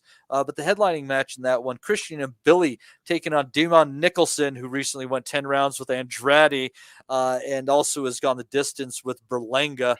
He hasn't been stopped in quite a bit of time. But in Billy, who started out as a bit of a knockout artist, he's now gone the distance 3 of his last 5. Not a bad card from Canada on Friday, wouldn't you say? Yes, I'm looking forward to this one. I am a bit concerned though. Usually these Eye of the Tiger ESPN cards are on Thursday evening, but this is on a Friday evening, so that is a point of concern for me. Hopefully, they can still deliver. Jean Arobio, keep an eye on him. He always features. He's 3-0 with 3 knockouts, 20-year-old Colombian, and he has another fight scheduled in as well in a few weeks. So they're obviously expecting him to blast away the level of opposition that they've put him in with. You mentioned the other guys, Claggett. He's a bit of a grinder, as you'd expect with a surname like Claggett. He's been beaten 7 times, couple of draws. Stopped Alberto Machado in his last fight. I remember watching that one. It was in round 3. Machado was a bit of a HBO. In the dying days of HBO, he was a WBA champion before Andrew Cancio destroyed him to the body, but in back-to-back wins. Anyway, Claggett got rid of him last time, and he's going in against this Sanchez, who you mentioned is from Mexico. Only lost the 1 fight so far, can punch a little bit as well. And as for Mbili, yeah, he's been built up. He does the 1 card the 1 week, and then a few weeks later they have Eric Bazinian. And I think Mbili has separated himself as the better fighter of the two. He knocked out DeAndre Ware, which is a really impressive knockout. Points win over Ronald Ellis, knocked out Mohammadi, went the distance with Alexander. His last fight was an absolute cracker against Carlos Gongora in March. They were both knackered towards the end. I thought that Mbili was a good war. him. Really good war. Gongora, we've seen him in the past, fought Akhmedov, fought the fellow in the UK, what do you call him? Lerone Richards, it was. Anyway, he went to the distance just about and no more with Mbili. Dimon Nicholson, bit of a strange one, Nicholson. He's been around the scene for a long time, can definitely bang, but he's sort of found his level when he'll be a decent enough tick over fight for Mbili as he builds himself up the rankings. WBC Continental America's title on the line, so it's a bit of a rankings builder, as you mentioned, Matty. Yeah, 168, you're stuck with Canelo holding all the belts. You're just exactly kind of stuck. You just got to keep building yourself up all the time. Mainly 10 rounders for Mbili, not too many 12 rounders. I don't think he's even fought a 12 rounder. Nicholson had a couple of fights with Jesse Hart, which made him relevant back in the day. Lost to Steve Rolls as well. Bit of beef on social media. A bit of a it can be a bit of a character, Nicholson. He said a few unsavoury things in the past, but we'll let him off with that. He was the first person to take Edgar Berlanga the distance. Berlanga was knocking everybody out in the first round, as we all know. And then he fought Dimon Nicholson, who got knocked down about 3 or 4 times, but took Berlanga the 8 rounds. So he is tough. And in his last fight, he went the 10 rounds as well. Got dropped a couple of times by Demetrius Andrade. He's one of these guys who gets knocked down, but he gets back up again. There might be a song in that, actually. Let's see if Mbili can drop him and put him away for good on this Eye of the Tiger show. But I'll be tuning in. He's a Poundland Hassan and Dom. There you go. Yeah, Rob Kelly back just in time for Demon Nicholson chat. Back to Maddie doing Poundland references. I don't know, it's a fucking parallel universe. I mean, fucking hell. Well, you've been gone for a while. We got to throw that in there. But anyways, we have that card coming from Canada on Friday night. And then it's going to be a little bit tough, kind of drumming up the rest here. We're going to have an event from the Tractor Sport Palace in Chelyabinsk, Russia, because we got to go to Russia. I hate when we have to depend on Russia for anything. Germany learning their lesson the hard way. Going to be a couple of interesting fights on this one. You're going to have Vildan the Minosov taking on Rene Alvarado. Alvarado always in there, always throwing. He has yet to go off the cliff yet, so it'll be interesting in that one, taking on an 11-1 Russian fighter. But it's going to be headlined by a fight that could be pretty interesting. Got Zaur Abdullayev taking on Roman Andreev, who is currently undefeated for you in the UK. His best win is probably over Craig Evans. Abdullayev, as you know, lost to Haney. And interestingly enough, I did catch his fight against Jorge Linares. But Andy, I did not know he was down on 2 of the 3 cards at the time of the stoppage in the 12th round. Actually pulling that one out of the fire more than I had thought. This could be an interesting fight. Andreev definitely lacking in competition, been down a few times, but still, this could be good. Could be anything, mate, to be fair. Noticing a lot of these Russian cards are kind of coming out with exhibitions and that, so really, no got a lot of kind of form guide. I know more about Abdullayev than I do about the other guy, to be fair. Abdullayev is just one of those guys. I think he is roughly European level. I'm assuming this guy Andreev will roughly be the same, and it's pretty much all I know about him, mate, to be fair. I'll probably I'll probably go with Abdullayev if you're thinking about putting this on the prediction league, which I think you were, because you're struggling for picks this week. Yep, it is going on there. I do believe. Fucking, Well, possibly. We'll see what fucking Joe decides. degenerates. Absolute degenerates fucking betting on this shit, man. This is where it's at. You're fucking voting on fights for fucking Russia. Yeah, I mean, it might be on YouTube. I'll check. You know, if you're really interested in that, I'll have a check with Tim Boxale, see if we can get you a link for it. All right, we'll see what. It might be on YouTube, possibly, if you're really that interested. Is it Saturday or Friday? It's Saturday, so I think that it's usually these come on. I'll tell you what's happening here. They're usually over about like 1 o'clock over here. With these Russian cards. The Russian cards can run 7 hours. I mean, it can put Frank Warren to shame sometimes, man. Some of his fucking cards there. Well, and I don't know where Chelyabinsk is either. That country spans 11 fucking time zones. It's probably not in Siberia, so we could eliminate a few, but fuck. That's where fucking Kovalev's for, it? Chelyabinsk. What a shithole. That is. Full of vodka. But yeah, I don't know. This could be a decent little fight. So hopefully you guys get a chance to watch it. And there might be an opportunity for everybody to see it. Crank up those VPNs, I reckon. Gonna be looking forward to this one. Ames, you got the VPN ready to rock? No, I think I'll be saving the VPN for one night of for this one. I just noticed couple of things. First of all, what the hell happened with Carlos Gongora, who is proven to be a real flash in the pan after his win over Akhmedov? He fought Lerone Richards, and it was short notice, but never really was in that fight from what I remember. And just he arrived late in the country, didn't he? Yeah, he did. And then also on this card, Matty, is Evgeny Romanov, so the heavyweight that beat Wilder many years back. Oh yeah, and the amateurs, yes. And again, another one. He's like approaching 40 now, and he's not done anything of any real note here. So I assume like maybe they're getting ready for him to pull the trigger and put him in some sort of big fight here. But one who's also kind of fizzled out after a bit of buzz around him many years back. Was he a top amateur back in his time, Ames? Did they win any? He was, yeah. Because just thinking, actually, see over there, like all the top amateurs and that, they're kind of like, especially like the runners, all the gold medalists and that, they all get like state houses and state cars, that type of thing, and that, and get treated like royalty. So maybe if he's had that type of kind of gifts given him, shall we say, maybe he's just not had the ambition really to kind of go ahead and have a pro career till now, So looking at his record, it's like 12 rounders, then 10 rounders, 8 rounders. It's like he's never really. What's the weight? He's been active, but not had the momentum really. Yeah, weird one. And that which card is that going to be on? What's that Russian card? That's the Russian card, yeah. That's on that one too. Yeah, there's a few fights with people with at least shiny records. Sometimes they deliver, sometimes one of them's junk. You can only do so much digging through that stuff. But there is one more fight, and anybody who wants to get their say on this, please do so or forever hold your peace. What I think is actually an interesting fight on Saturday from Australia. You guys will probably be able to see this around lunchtime. Why go outside? You might as well watch boxing, right? Gonna have undefeated Floyd Masson taking on Yves Ngabu. You might have seen Floyd Masson in a fantastic war a few years back against Mark Flanagan. I enjoyed that one quite a bit. And those of you in the UK, you might remember Yves Ngabu losing to Akoli, also lost to Tashenko along the way. He got jobbed on that card for the Tashenko fight. Did he? So yeah, interesting fight here actually for for considering everything going on. It's something. What do you guys think of this one?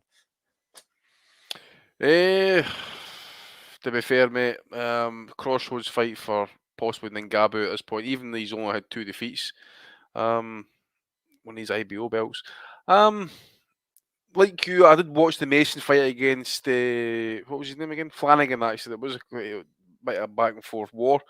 I would dare say Mason might start the favourite. I think Ngabu is one of those fighters that's probably doesn't travel too well, to be fair in that as well. But I did mention, as I say, big Tashenko isn't great. I say big lanky Russian and that. I did think it was a close fight in the cards, and that I must admit. But I did think Ngabu won it.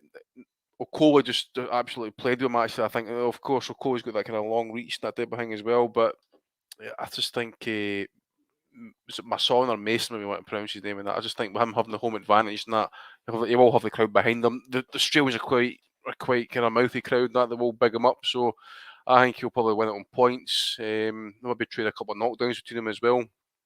And that'd be fun.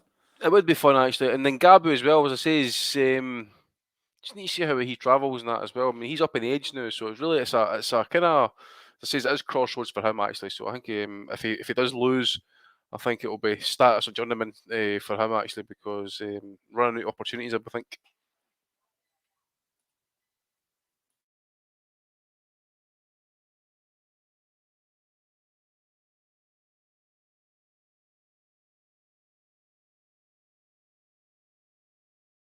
You're on mute, Matty. Oh, exactly. So, yeah, could be a good fight. That might find its way into the prediction league. Butters is bitching in the chat. Well, Matt, I gave you a chance to, maybe explore this fight a little bit so you can make an educated prediction through the week. But if you don't want to do that, that's your problem, man. That's your problem. Ames, I'm sure that you appreciate such in-depth coverage, don't you? Is he still with Ingle and Gabu, or is that long gone? Why are you asking me? I don't have fucking. I don't know if anyone knows. The fact I know this fight is happening is impressive enough to me, and now you're asking me to go another layer. That's one layer too many. We have levels, Ames. Come on, work with me here. No, I just remember that back in 2020, didn't Ngabu fail for performance-enhancing substances, and like kind of quite a few from the gym had in recent months around that period. So he's gone now. I'm pretty sure he's gone now, Ames. I think. Yeah, everyone was kind of pointing the finger at the gym round then, and but I can't remember if there was a possibility of them linking up again. But like you're saying, if he's gone, then he's gone from that gym. I never kind of really saw Ngabu as being any real shakes for some of the top, or at least right now anyway. But you feel like if you can string a couple of wins, then it might be one of those voluntary defenses for some of the British lot in the future. But no, I think the VPNs and such, or whatever it is, aren't being dusted off for this one either.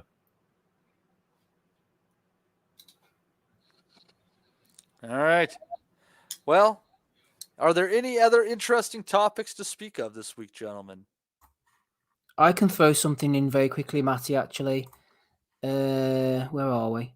So, that's a great question. Where am I mentally? As I usually mention after Belly of the Week, our new Patreon subscribers, but I thought it was worth mentioning beforehand. This week over at patreon.com/boxing asylum, we had the Armenian Eagle joining us. And that got me thinking about some of the great Armenian fighters of recent years. I don't know if you can think of any, but Victor Chinian, I think he was of Armenian descent, wasn't he, before basing himself in Australia? Very, very, very good fighter. And you might remember this guy, William Abelyan. Do you remember him, Andy? Don't remember him. I was going to say Arthur Abraham, no? Arthur Abraham. William Abelyan fought Scott Harrison in about 2003, 2004 for the WBO featherweight title. He was based out of America, gave Harrison the runaround in the first 2 rounds, and then Harrison got fed up in the 3rd round and knocked him out. So that was William Abelyan's claim to fame. Also, you might remember this guy who fought Arthur Abraham, Andy, Koren Gavor. He's outboxing Abraham, I think, wasn't he, before Abraham iced him? That was one of the most evil knockouts you'll see. I mean, literally, when you mention the term he folded like an accordion, he literally folded like an accordion. For the ankles down and boof. It was like the towers coming down, Matty. Yeah, it was a bad one, that. On what date? 9/11, was it, no? Okay. God damn it, I was hoping to figure out what your fucking... There was an American Armenian around 8.5 stone, could take a pounding. Kim Kardashian. David Lemieux apparently got Armenian blood. Oh, really? Apparently so. Didn't know that. Vanis Martirosyan, I think, was Armenian descent as well. Art Hovhannisyan. How am I pronouncing that, Matty? Marv Nation? Hovhanation. As that Hovhanation. Yeah. If we mentioned Arthur Abraham, I'm going to mention his brother, Alexander. He was a boxer. Yeah. The failure of the Abraham family. Yeah. Why am I thinking of a boxer, the last name Asakainen? No, he was Finnish. Asim Asakainen. He was There from is Finland. no way. Well, he might have been Finnish, but there's no way that he is fucking Finnish. You're Finnish. He's not finished. He's only 28. Oh fuck it! I was trying to get that one in, but you beat me to it. No, the anti-Niemi comment. Yeah. Anthony Joshua is finished as well now. He's from Finland. Asikoinen, yeah, he fought Sebastian Sylvester. Sebastian Sylvester absolutely hammered him with the rabbit punches, if I remember. There's a bit of niche European boxing action from 2006 for you, Matty. Tell you, there's something else popped up there as well. I don't know, you may have covered it when I was gone for 1 hour and 30 minutes. But Derek James and Errol Spence have allegedly parted companies. Parted ways ahead of the rematch. What do you shit. think? All right, okay. We discussed it. No, go on. We discussed it. Shit. Aye, bit of a... No, Kinda I don't know. They're saying George Jones Carlin or Calvin Ford, aren't they? Like, I don't know Roy about Roy Jones Jones. kind of like makes me kind of sound like it's bullshit. To be fair, like Roy Yeah, and Jones then didn't he have a thing where he wasn't talking to Roy Jones, and Roy was like just saying like because he stopped talking to Jones because Jones. That's right. Jones. So maybe they were like making amends, and Jones was like come to him and say, "Look, I think you should do this," and maybe he's listening to him. Don't know if that's good. I don't know if that's like. I don't know if there's much you can do. Just keep it short. Like I don't know if there's much you can do difference in the space of 6 months, especially starting out with a new trainer as well. Into Bud Crawford, like you're gonna have. Not even 6 months, Rob. I mean, December. The fights by December. I mean, that's when the contract. It's gotta be by the end of the year. I heard January though, so I don't know. Like, I saying I heard. I just saw it on Twitter. I didn't hear it. Like nobody's ringing me up, telling me or nothing. It's just fucking something I read. Rick Glazer. Yeah, Rick Glazer. I think it probably was Rick Glazer actually. But yeah, I just don't think there's any adjustments that Spence can make to change. Like he could probably make adjustments to look better than he looked the first night, but the outcome's going to be the same, especially on the back of the fucking shelling that he took in the fight, regardless of the condition he came into the ring with. The one he fucking went out of it was a lot worse for me, that way. Like, so I would be hopeful about Spence's chances of coming again. Like, of course, Roy Jones, I forgot to mention, has got a fight coming up. I mentioned to you guys during the week. He's got a rematch with Glenn Kelly, for fuck's sake. Oh, is that really happening? Apparently so, eh? Jesus. Glenn Kelly. That's the guy knocked out with the hands behind the back. Yeah, that wasn't even competitive 20 years ago. That's the one. This time it's one hand behind the back.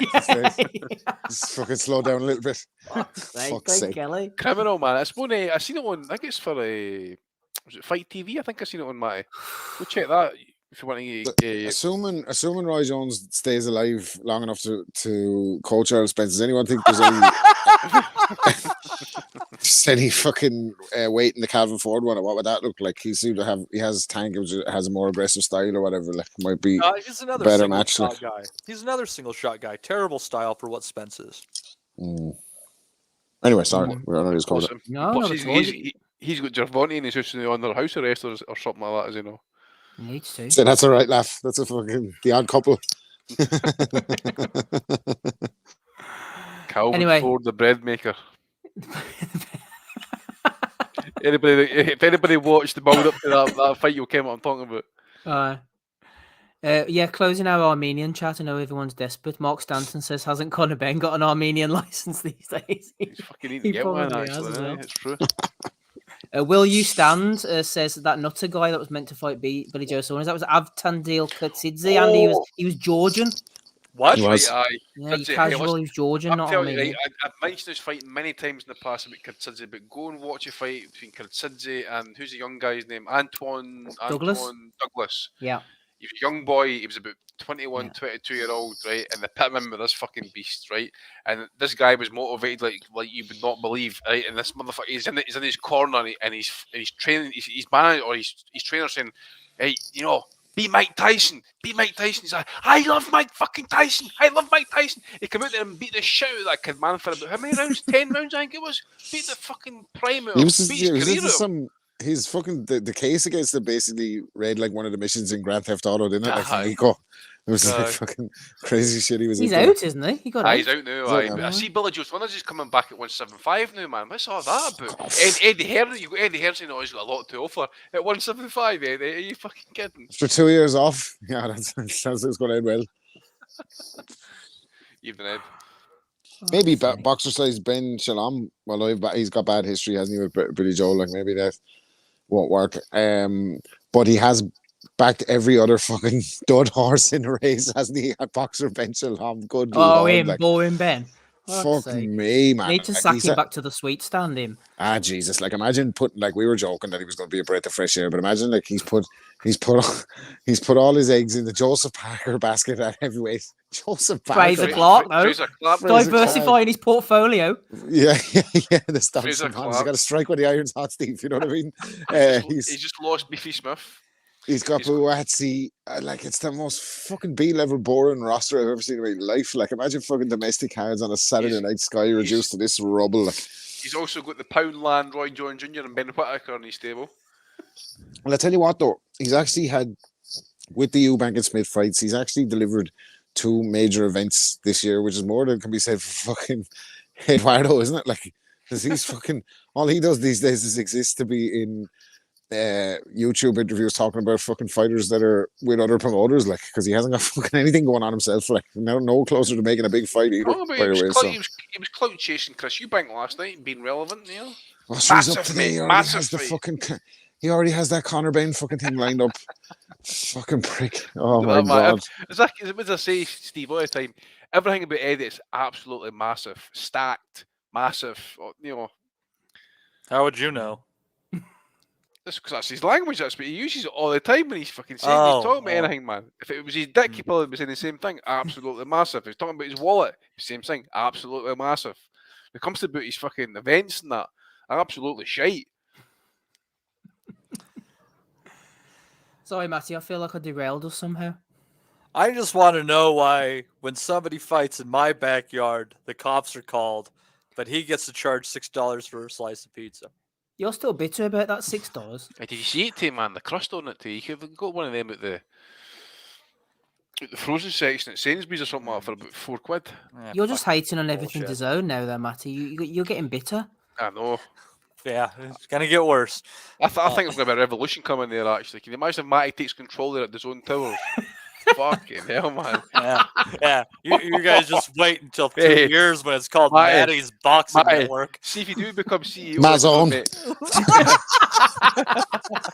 Yeah, Matty, see if you do become the CEO of the zone, I still don't want a fucking free fucking stream, mate. Stick up your ass. Yeah, I'm keeping the fire stick, fuckface. What if it's at the low price of £6 or £7 a month? Nope. Matty, you could even if you fucking offered to pay me to have that, mate, I wouldn't even fucking watch it. I ain't fucking paying you to do shit. Exactly, so I ain't going to fucking... I'll tell you what, if I was the CEO of DAZN, we'd have Maya Jama back straight away. That'd be the first fucking mistake we'd have fucking rectified. Have Maya Jama straight back in the fucking hot seat. Yeah, I speaking about menstrual cycles and that, that's what we're talking about. She'd be my personal assistant. Tony Bell, you talking about it, you know, this week on Menstrual Cycle Central.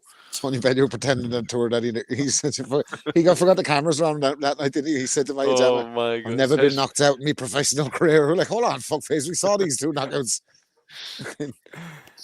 I just want to see him watching a women's fight with some good body shots and hear him say their menstrual fluid has been knocked out. Just think you can watch that somewhere, dude. Oh man, I have got a killer comeback, but I cannot do it. Oh, get banned, man. I was just fucking... Yeah, apparently this I've noticed on a lot of write it pods, down, please. No, man, it's gone now. I've noticed from a lot of other pods on YouTube that they're self-censoring their cursing because they're like activating something called a swear algorithm. So apologies to the listener that this pod should be a lot bigger. Only for I have Tourette's and I can't get through a sentence without effing and fucking Jeff. So I just do it again. That's true, like that a little bitch. Well, it's very true. I was watching a Sean Ryan podcast the other day, right? And it's on YouTube, and you know they're talking about like say, you know, like killing insurgents, and you know this guy getting blown to bits, and he's like, you know, there's only enough of this guy's body to fill a mess tin, for example, and that. Yet the fucking, you know, they're blocking out the word fucking every other time that it gets said for some reason. You say this fucking swear filter. So Steve, you better, that's another thing you better start doing, mate. Start doing some date stamp, timestamp, sorry, for when everybody was telling me we say fucking. Yeah, do those a few timestamps, Steve. I'll never ever be doing timestamps. Remember there was a guy who was adamant that we should do timestamps. He was on about it every week. Yeah, fuck off. like I'm going to sit on a Monday morning at work doing timestamps. I just thought that he said tramp stamps, so I didn't understand. But the worst it is to, like, you'd have us talking about like sort of reviewing the fights early in the show, then Stephen Eaty timestamp Rob Kelly reviews fights like literally 3 years later in the show type of thing, you know, try and bridge them together, you know. If you want to like to listen to Rob's take on this, please. Eubank splits at 5 minutes and 1 hour 43 minutes. Bookends. Fucking bastards. Feel bad for Ames. Came on here for boxing chat, and I don't know what the fuck we've been. No, really he talking knows. He's about been here long enough. He knows the score. Yeah. I'm gonna start writing a fucking letter of appeal to me missus's work to let her out an hour early so I can get fucking home in time for this fucking. You know what I mean? Well, as Andy mentioned, though, Rob, backstage there is a load of stuff now where you have to click if you've talked about sensitive content and swearing and difficult subjects, and we have one strike still sitting there from that old bastard Don King that has never been removed. He's hanging in there, isn't he? Just squeezing the last cent out of every possible revenue stream that he can get. Oh, fucker, you gotta love him. What's he gonna do with it, man? You can't take it away. I mean, who would, you know, his son Carl's got plenty of cash. I mean, the amount of people he robbed. Oh dear. Sorry, Matty, go ahead. No, I wish I had somewhere really to go from there, Steve. But let's go back to the zone, Matty. Let's talk about the zone. No, I've had enough of DAZN at this point in time. So, and what sucks is that here's another irritation. God damn it! There's another irritation is that after when you cancel, it's like from 30 days from then, and like they'll prorate and blah blah blah, but you still like have to pay for it for another 30 days. So I'm still stuck with DAZN for at least a month, or at least paying for it. But so it's ridiculous. I asked for a refund, and they're going to continue charging me. It's quite the bastard relationship that we have going here. But you know, if they could just get their audio to sync up with their video on Roku devices, I wouldn't have a problem with it. But unfortunately, they can't do something this fucking simple. But anyhow.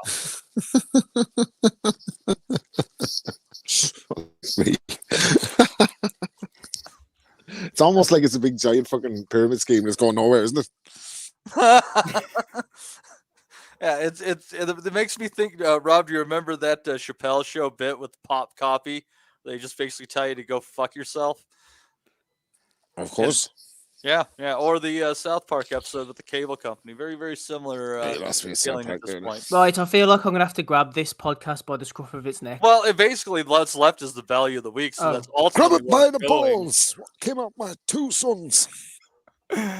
Okay, thank you, Matty. Right, episode 538. Are we going there already? Yes, let's go. Is there anything else you want to talk about? What's next for Dave Allen? Oh, well, that is value of the week territory. Right, episode 538. Thank you, everybody. Let's move on to it. Rob Kelly's here. Ames is here. Andy's here. Matty, glorious host is here. And me, Steve. You mentioned DAZN there. Going down the shitter. I've always said it reminds me of Setanta Sports 2.0. And that has inspired me. No greater intro to the value of the week. We haven't watched it recently. So let's go back to the glory days of Setanta and enjoy it one more time. I tell you what, I was just going to point out, you've been nominated to become the British Ambassador of Fighting Sports, and we might as well take today just to remind everyone we're getting closer. We've been nominated for a big award this year. Come on, son. Where's the graphic? Where's that graphic when I need it? There we go. Who's the odd man out? Is it me, or the true Paris Hilton, or that woman at the top? Looks like a wig stuck on Jade Goody's head. There was it at the end when she was having the treatment. You can't make any jokes about it. No, it's not a joke. I'm just saying. I wonder if that was a wig stuck on at the end. I don't like it. That doesn't suit her.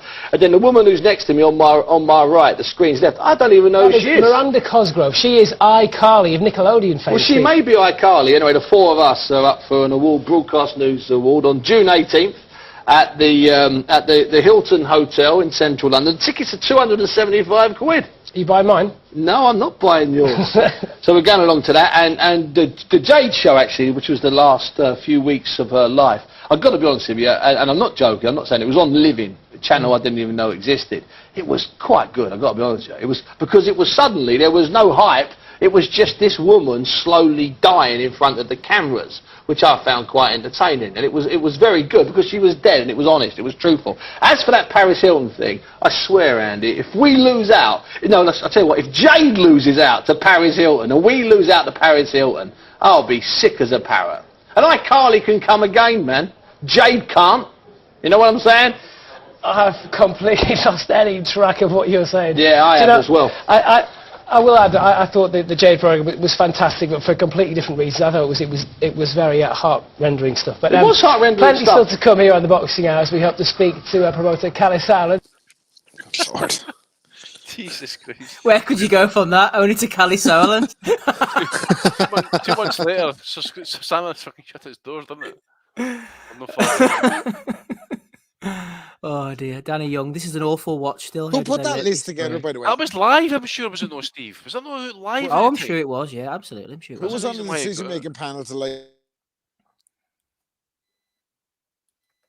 Steve. What'd you say? They're getting iced one by one. That's the zone onto us there. The decision-making panel. They're going to leave me stand alone. Oh, you're going to be stand alone. Yes, Satanto was class, wasn't it? MB saying there. Satanto was the great times. But Callie Sowland was mentioned at the end there, and Callie was in the ring after Lyndon Arthur's win. The adrenaline was pumping. How far back was that, by the way, that Buncey thing? About 15 years? 2010? 8? As far back. Jesus Christ, man.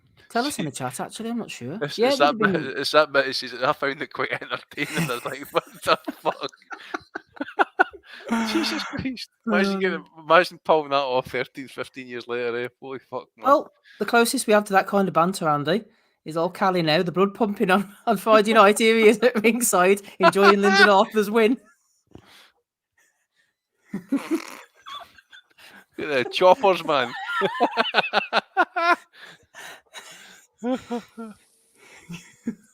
Fucking. He's just showing an intense amount of support for his fighter, isn't he? Really, that's what's happening there. Mate, he's really behind his fighter. You should have seen him last night, mate, go in the ring to celebrate with Eubank, man. Oh, he was fist bumping in the air like the night sky. My dealer's arrived. What a party it's going to be. Fucking hell. 2008 it was. We were right, Andy. Josh was it 2008? When Hay was first going to fight Vlad. Absolutely, yeah, that's right. Wow, that's crazy, isn't it? It was that far away because Hay was promoting in Belfast around 2009. Yeah, I've been right then. If that's 2008, then Satanta didn't last long after that. When did Calzaghe fight Jones? Because that was one of the kind of like last fights, possibly. That was 2009. Mark Stanton's right, man. Imagine we're still working on TV after that. I guess the reason why you didn't really see Bunce, well, before the BT gig, you didn't really see Bunce much on telly, did you?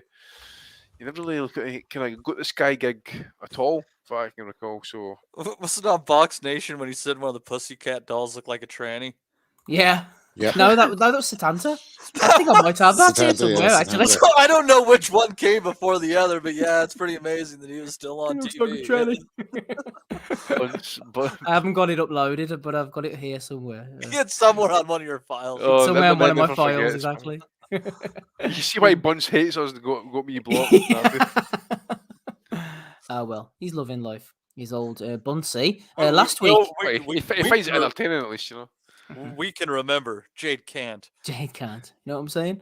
Andy, last week we were concerned, I think it's fair to say, about this guy, Firat Arslan, at 52 years of age. He might be hanging up the gloves too soon. But I think he's had a change of heart. 1 week after we wrote him off, his boxing obituary, he's back on the 21st of October in his own arena. Firat Arslan is no longer retired as of 1 week. Yep, I was going to actually scan that QR code to see what the crack was and that, but I didn't really want to, you know. But he's making a comeback. See, you look at his picture, they're looking prime condition. He looks like he's in his 40s in that picture there, eh? You know, no grey hairs or that type of thing. But I couldn't see him back. Setbacks pave the way for comebacks. Good to see Firat back 1 week later. Here you are, Matty. You made me aware of this during the week. The first Weed Boxing Championship is to be held in Thailand. The first of a kind event will take place on August the 27th. Oh, it's taken place already. Fighters will be required to smoke a bong or a joint before entering the ring, organisers said. The green belt will be on the line. Managed to stake them after 3 minutes, by the way. I have never been more disappointed to not have a passport than I was when I saw this. Finally, everything I have potentially been working towards in my life is here, and I'm not there to seize the day. It's very disappointing. I wonder if there's any drug testing taking place, Matt. I didn't kind of been decriminalised. Make sure you are on drugs. Yeah, exactly. Yeah. I didn't kind of it had been decriminalised in Thailand. It used to be that if you got caught there, man, it was like 20 years in jail. Yeah, exactly. You'd have heard of people going over cases and Maybe it's a fucking elaborate sting set up by the Thailand police to try and target the boxing community. Let's bring them to the free weed event, and then the boys turn up and they end up getting like 50 lashes or whatever. No, they have legalized pot in Thailand now. They've officially gone that direction. Yeah. Well, me personally, I think it's a disgrace. The adverse people getting Absolute caught without disgrace. traces in their bloodstream. Hopefully that won't happen. Shout out to Yeah, the imagine boys. that to be fucking doing tests and be like, found out that fucking Fung Wat, whatever the fuck his name is, tested fucking positive for having no marijuana in his system. He's there for a drugs chief, 2-year ban. If there's no drug testing, I'm wanting to fucking somebody to hook me up with some PCP. I'm going out raging, man. Matty, Michael Thompson says, has DAZN taken away Matty's passport as well?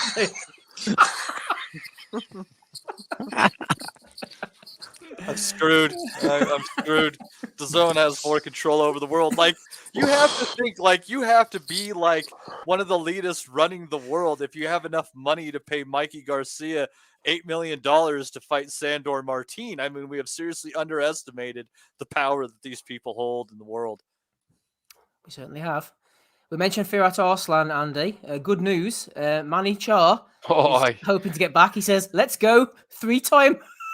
He's counting himself as a 2-time world champion. See, Michael Hunter was raging today because he lost his #1 position. And I just says to him, look, mate, just go through the legal route. You'll get it back in about a year's time. 1-2 against Frazier Quendo in Eliminator. The fight we never knew we wanted to see, fucking hell. Ames is friends Third with time Frazier Tyson Quendo. Fury stopped ducking Manny Char, innit? Like, fucking, I mean, let's get it on, big doctor. It's clearly that people are ducking him. I mean, remember that time he got shot in the restaurant, man? They couldn't even kill him then. So, yeah, guy's just built differently, you know. He is. He's like Don King. You can never get rid of him. There's a lot going on in this one. I spotted during the week.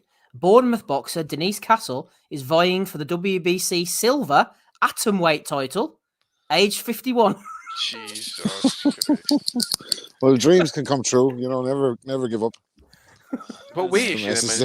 That is the lightest weight, but what is that? Atomweight, man. Yeah, it's going to be about 6 stone wet through, isn't it? There. 102. What is that? Like 6 stone? Fucking hell. What is she, like 5'2"?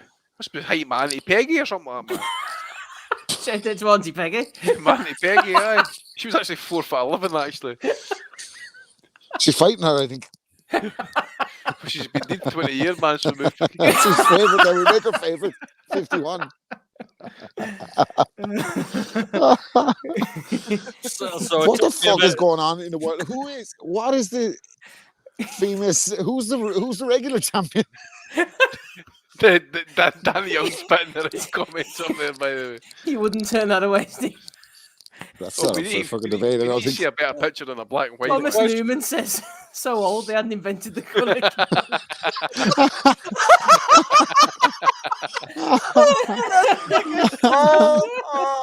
She's fighting a pair of black gloves with fucking horsehair in them. 7.5 stone there, Andy. Apparently, 7.5 stone. 7.5 stone. Christ's sake, my shite that I dropped in the spoon was 7.5 stone. Ben Shalom wants to sign Auntie Peggy. It's Peggy with a Y. Get out of my pub.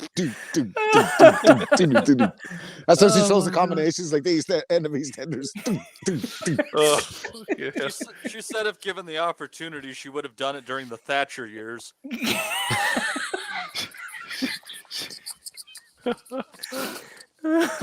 Oh my god! I remember Peggy. Like, I remember she fucking. Her opponent says she only has to be lucky one time. Wait to hear this story, right? So she'd never been out the area in her life, right? Auntie Peggy had never been out the area in her life, right? Anyway, her man used to work down in London, and this weekend he was back up the road, and she'd smelt his clays, and she could smell the perfume on it, so she's fucking. She thought she was living in the fair. So anyway, came what she fucking done. Never left the area in her life. Fucking spied on them, followed them all the way down to London, and followed them, just kind of fucking clocked them with this fucking bit on the side, man. Fucking gave her a tank and came back up the road. Come on, Andy, we're making it here, man. TBA. Hall of Fame career. Brilliant. Anyhow. Tyson, me nervous. Yeah, there could be a challenge for Tyson Fury. Chris Tarrant says he never met the boxer. So She's 102 pounds. It would be a challenge. Chris Tarrant has been left baffled by Tyson Fury's claims. Here we go. In his new Netflix series, Fury revealed in his show At Home with the Furies that he wanted to bust up with the TV legend in a hotel in Scotland. I had a big row with Chris Tarrant last time I was there, said the two-time heavyweight champion. The surprising story left fans shocked, but nobody seemed more taken aback than Tarrant himself. Speaking to Mail Online, he said the pair had never met, despite Fury's crazy statement. It's complete nonsense. I've never even met him. Says Chris Tarrant. There was Maybe no he got row, mixed up and he not a thought it was word Keith exchanged. Chegwin or someone. Do you know that way? Tyson Fury would never lie. What the fuck? I know this is shocking, Matty. This is Breaking news. There ought to be laws against besmirching a man's character. So, 100%. Sue him, Tyson. That's the advice I would give you. John Fury's been weighing in this week as usual.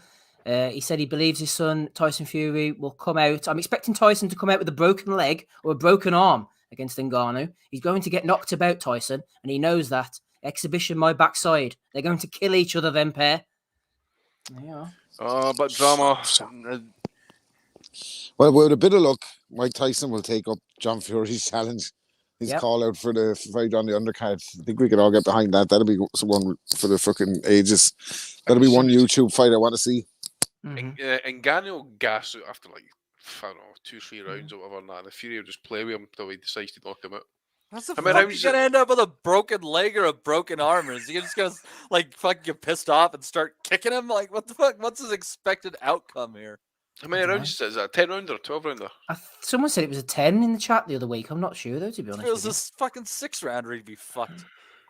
Where'd Well, Rob go? as Rob alluded to there, how can you trust a man who comes off with this matter? Mike Tyson! Mike Tyson! Saudi brother! 2 old boys, boy! Let's get at it, boy! Mike Tyson! Saudi Arabia! Bring it on! Bring it on! I mean, I wouldn't even say that was my dad. Fucking hell. You lost the plot, Aliba. I was actually, it's funny that you put that video up actually after us talking about Kurtzidze and that. I love Mike Tyson. Mike Tyson. Oh, fuck me. John was a fighter back in the day. In case you're wondering, Matty, he did get it on with a few people. wasn't the greatest fighter in the world though. Let me see if we can bring up his record here. There you are, Matty. Think he's got a chance against Iron Mike? Well, you know what? Every dog has its day. Yep, certainly does. Right. Just watch those eye punches away. Exactly.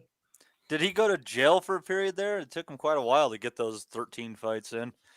What the fuck is this fella doing? AB, new profile pic, hashtag. That's what I'm talking about, AB. Stop that shit up. It's in for the kill, man. What is that guy? Some sort of deformity there, eh? I'm not sure what's going on. It's You AB zoom we're in a talking about here. It's bonkers. Hey, Matt, Steve, I might get caught under the nudity content, mate. Oh, right, okay. Well, I don't know. We'll get caught under something anyway. You don't want to get caught under AB.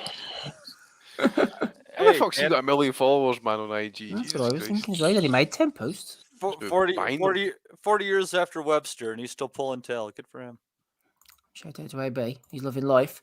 Prince Patel and Isaac Warrior Low going back and forward with each other. You are likey shitbag. A lot more can come out. What you money? Get Sing up some back car cops. No good. You can't even begin to describe what he's trying to say there, eh? What did he do? Write out his spelling test? Fucking hell, man. I think he just like he must have some sort of kind of like hourglass on his phone for text messages that he just like presses it and he just like shakes his phone about. She just brings up some words for me, kind of then post it for him. Just fucking take the phone off him. There's been no contact apparently from Wasserman, so that's the story between them two. Can you imagine what his suggested fucking text looks like when he's got like typing good text to friends and shit like that? Like they probably can't get a handle. They probably like fucking just like, I don't fucking know, dude. Type away. Lord Isak. Sonny Edwards back in November 2021 said, please, can we stop calling the IBO world title a world title? My kind find it offensive. MTK Dave says, I bet any money that if Lyndon Arthur decided to pursue the IBO, he wouldn't say anything like this. And Sonny quote tweeted him, said, I would. And if he tried joining the club with an IBO ticket, he'd get rejected. That was before last Friday, Andy, when Sonny was congratulating his stablemate, Lyndon Arthur, the new IBO world champion. Yep, you did that, mate. Welcome to the club, mate. Welcome to the club. Welcome to the world title club. Matty, I think you sent this to me. I could not get the video cut, unfortunately, but Shane Mosley was making some comments about Oscar De La Hoya. Is Oscar gay? Reveals the reason behind his suspect behaviour. And it's an affirmative. An affirmative I wish no. you could have clipped some. Oh man, I wish I remembered exactly. Wouldn't cut. Matty, I tried this afternoon. Couldn't get Is this it a new cut. video? Is this a new interview with Shane Mosley? I got to get you the link. I'll see if I can't find it. Yeah, it's a channel called The Art of Dialogue. They do a lot of kind of controversial interviews with hip hop people and try and like bring out quotes from 20 years ago. I think one fella's getting indicted for implicating himself in the Tupac murder of one of those channels. So, but yeah, Mosley doesn't sound great. No, I just saw a clip of it, but he doesn't sound great. He sounds a bit punchy, actually. It's a bit, it's not great. And he's like, it's like, nah, man, Oscar isn't gay. He's just into that weird shit, man. Like into drugs and stuff, man. He's just like fucking weird. Man. It's like he's like that's an Oscar. Shane doesn't understand because he's fucking dedicated to the art of chasing the beautiful woman. Like, isn't it the muse is fucking Shane Mosley's downfall over and over and over and over and over and over again. Oh, both of those motherfuckers, man. Like they did far better in the ring than they did in the fucking cooch, man. They got fucked good. Fucking chasing that shit, fucking just got more goddamn dollars out of them. Fucking Oscar marrying Puerto Rican pop singers and shit like that, man. God damn it, they've been taken to the cleaners more times than my jackets.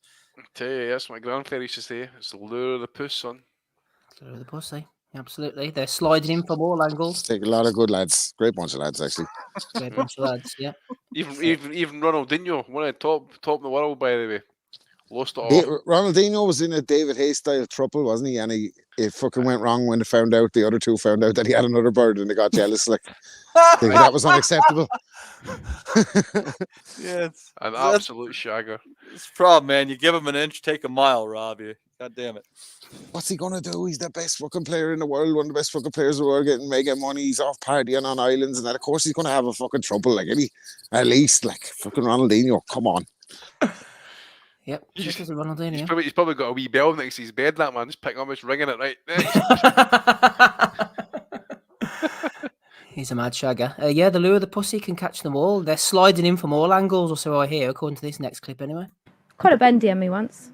Did he? But this was ages ago, and he messaged me on Snapchat. You know, there's one of the CD. How do you know on Snapchat if it's the real deal? Is there a verified badge? Oh, he was verified on Twitter, yeah.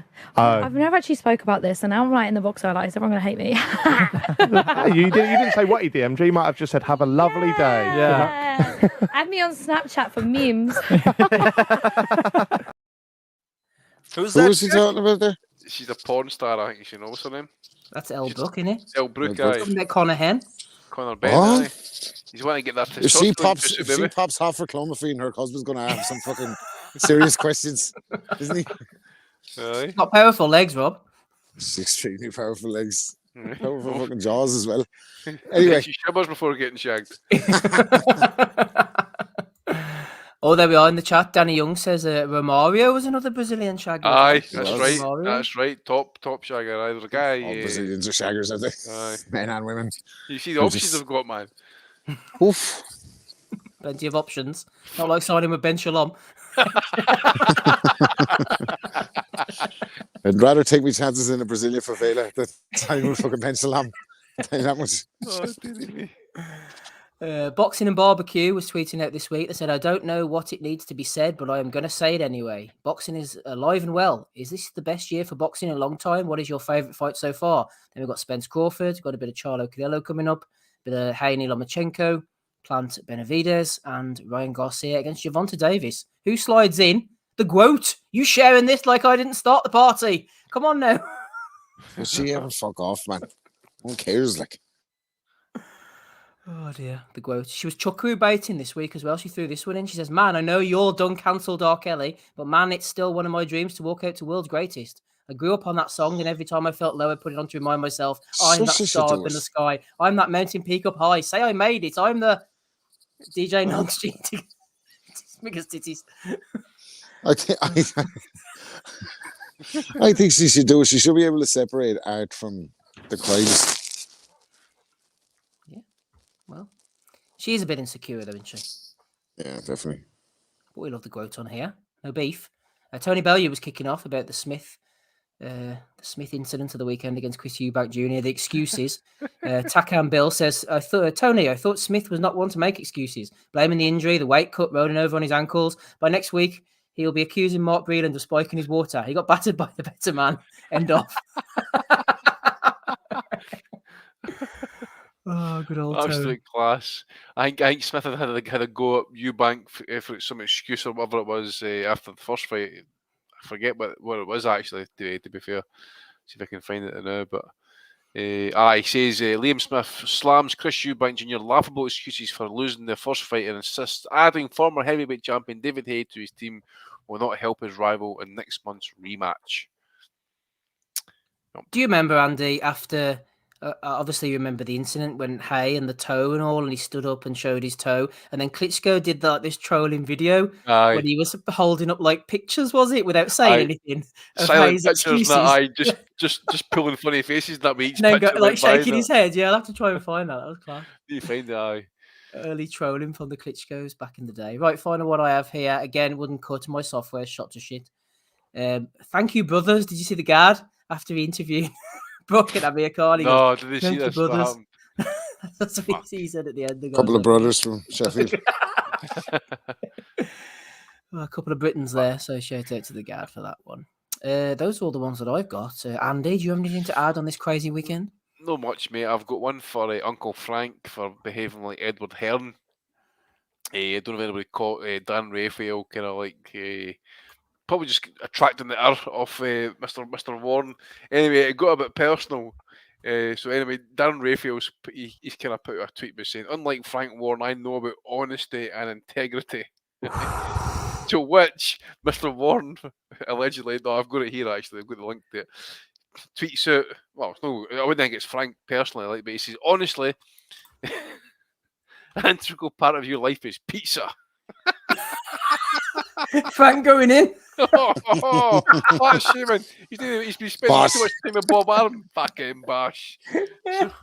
Oh my God. So Uncle Frank kind of getting a bit personal there about people's weight and anyways, didn't have a good time it. So that's all I've got this week, mate. Oh, maybe one for the referee in the Smith Eubank fight for allowing Smith, like, it seemed like an eternity to recover actually after that first knockdown and getting the mouthpiece put back in. It was Kevin Parker, was the referee, I think? Is that right? I think it was. Astor cost me 110 quid. Fucking prick anyway. He should have fucking stopped the fight in the fourth round. Asshole. There you are. Rob's raging. Excuse me, Matty, any from you, please? Oh, probably just me for subscribing to DAZN for all those years. I'll nominate myself. Absolutely. Fantastic nomination, if you ask me. Rob, anything from you? No, nothing for me, really. Benny, I guess, from saying that fucking Frank Smith is not going to come out with any fucking Frank Smith. Jesus. Frank Smith's not going to come out with any excuses for Liam Smith. No, Liam Smith said he's not going to come out with any excuses, and then Liam Smith starting the press conference with 25 excuses from the back to the 42 pounds to his ankle rolling to, like your man said, Mark Breland's back in the water. Like, the guy didn't want to buy fucking, he was fucking dining out off of beating Eubank and not buying Eubank's excuses. And then came to the fucking press conference with about 50 excuses, proving Tony Bellew wrong once again. So that was pretty good. Like, but other than that, a quiet week, I think. Quiet week indeed. Let's go over them quickly before we make our picks. Shout out to Firat Arslan for coming back. Never make a rash decision. We support that on the pod. The first Weed Boxing Championships is being held in Thailand. Manny Chai is looking to go 3-time. Denise Castle is looking to go 1 time at 51. Good luck to her. Chris Tarrant and Tyson Fury have never met, apparently. Bullshit alert, which is good for this fella who thinks that the Ngannou Fury fight is going to be an absolute bloodbath. Talking of bloodbaths, there's AB getting stuck in as well. Isaac Warrior Low, not really sure what he's saying, but this time it's personal between him and Prince Patel. Sonny Edwards for raking it back on the IBO title. Shane Mosley talking about Oscar De La Hoya. Eddie, as we mentioned earlier, going in. Eubank Ben is going to be absolutely massive. The GOAT, A double entry from the GWOAT, unified entries from her. Takan Bill on Tony Bellew. Thank you, brothers, says the Gad. And we had the videos as well. We had Callie, high as a kite. We had El Brook talking about Conor Benn. And we had John Fury, rather, ranting on Mike Tyson. And the one earlier as well, Fraser Clark on Big Den was quite funny too. So who are you going for this week, Andy? Fraser Clark, mate. He's going to be forced to walk that shit right back. I want to see Dennis. Dennis, if you're listening, mate, if anybody, any mates of Dennis is listening, just do it, just for the banter. Just so we've got something to talk about next week, because there's no fights for us next week. There's no DAZN, but he's not got DAZN enemy on that as well. So talking of walking it back, Andy, should we walk it back? Nah. Let's have a listen again. Please, let's do it. Let's do it. Fuck it. For you, there's a host of names. Dennis Hobson making his thoughts known there, calling for a rematch. You've got the likes of Wardley, Adelaide, and Jamie TKV, who's in studio tonight for us. Yeah, Dennis Hobson's over here, like a fake dull boy trying to spin a deal. He wants some more rematch. Probably robbed Dave his whole career and probably looking to do it again, so I can understand that. But he thought he won't be getting a rematch, and I'll be moving on. Yeah, apologies for one or two of those comments there. I think Dennis Hobson is a great guy. I don't understand the bad rap he gets. 100% agree, Rob. Well said. So Dennis is getting Andy's votes. What about you and Matty, rather, this week? Yeah, I'll just go with Andy. Fuck it. Oh, 2 for Den. Stroke Fraser Clark. Who are you going for this week, Rob? Might as well make it a unanimous path to victory for Fraser Clark. Absolutely. Let's make it a threesome. Let's make it a throuple. Let's make it a foursome, in fact. Fuck. Wellington, go for this one as well. The Hay Plus. Exactly. Shout out to Fraser Clark. And then you were the Bellew of the Week winners for episode 538. We mentioned earlier about the Armenian Eagle who's joined us over on Patreon. Shout out to him. Shout out to all the non-super chatters tonight who haven't put anything in. We'll never forget. And also, before I hand back to Matty, Andy, we neglected to mention the super fight on Friday night between Willie Limond and Ricky Burns. I think it was an 8-round stoppage, yeah? Yeah, Lemon kind of like he got his nose all bust up. He was definitely kind of pissing a lot of blood, and then him getting pulled out of the fight. So the Burns night continues. And by the way, just FYI, I tweeted it out during the time. I said this weekend will be 13 years since Ricky beat Rocky Martinez for his first world title. I was there. It was fucking bouncing that night in the Kelvin Hall. It was roasting hot. Weekend of my birthday, actually, it was fucking brilliant. What a night.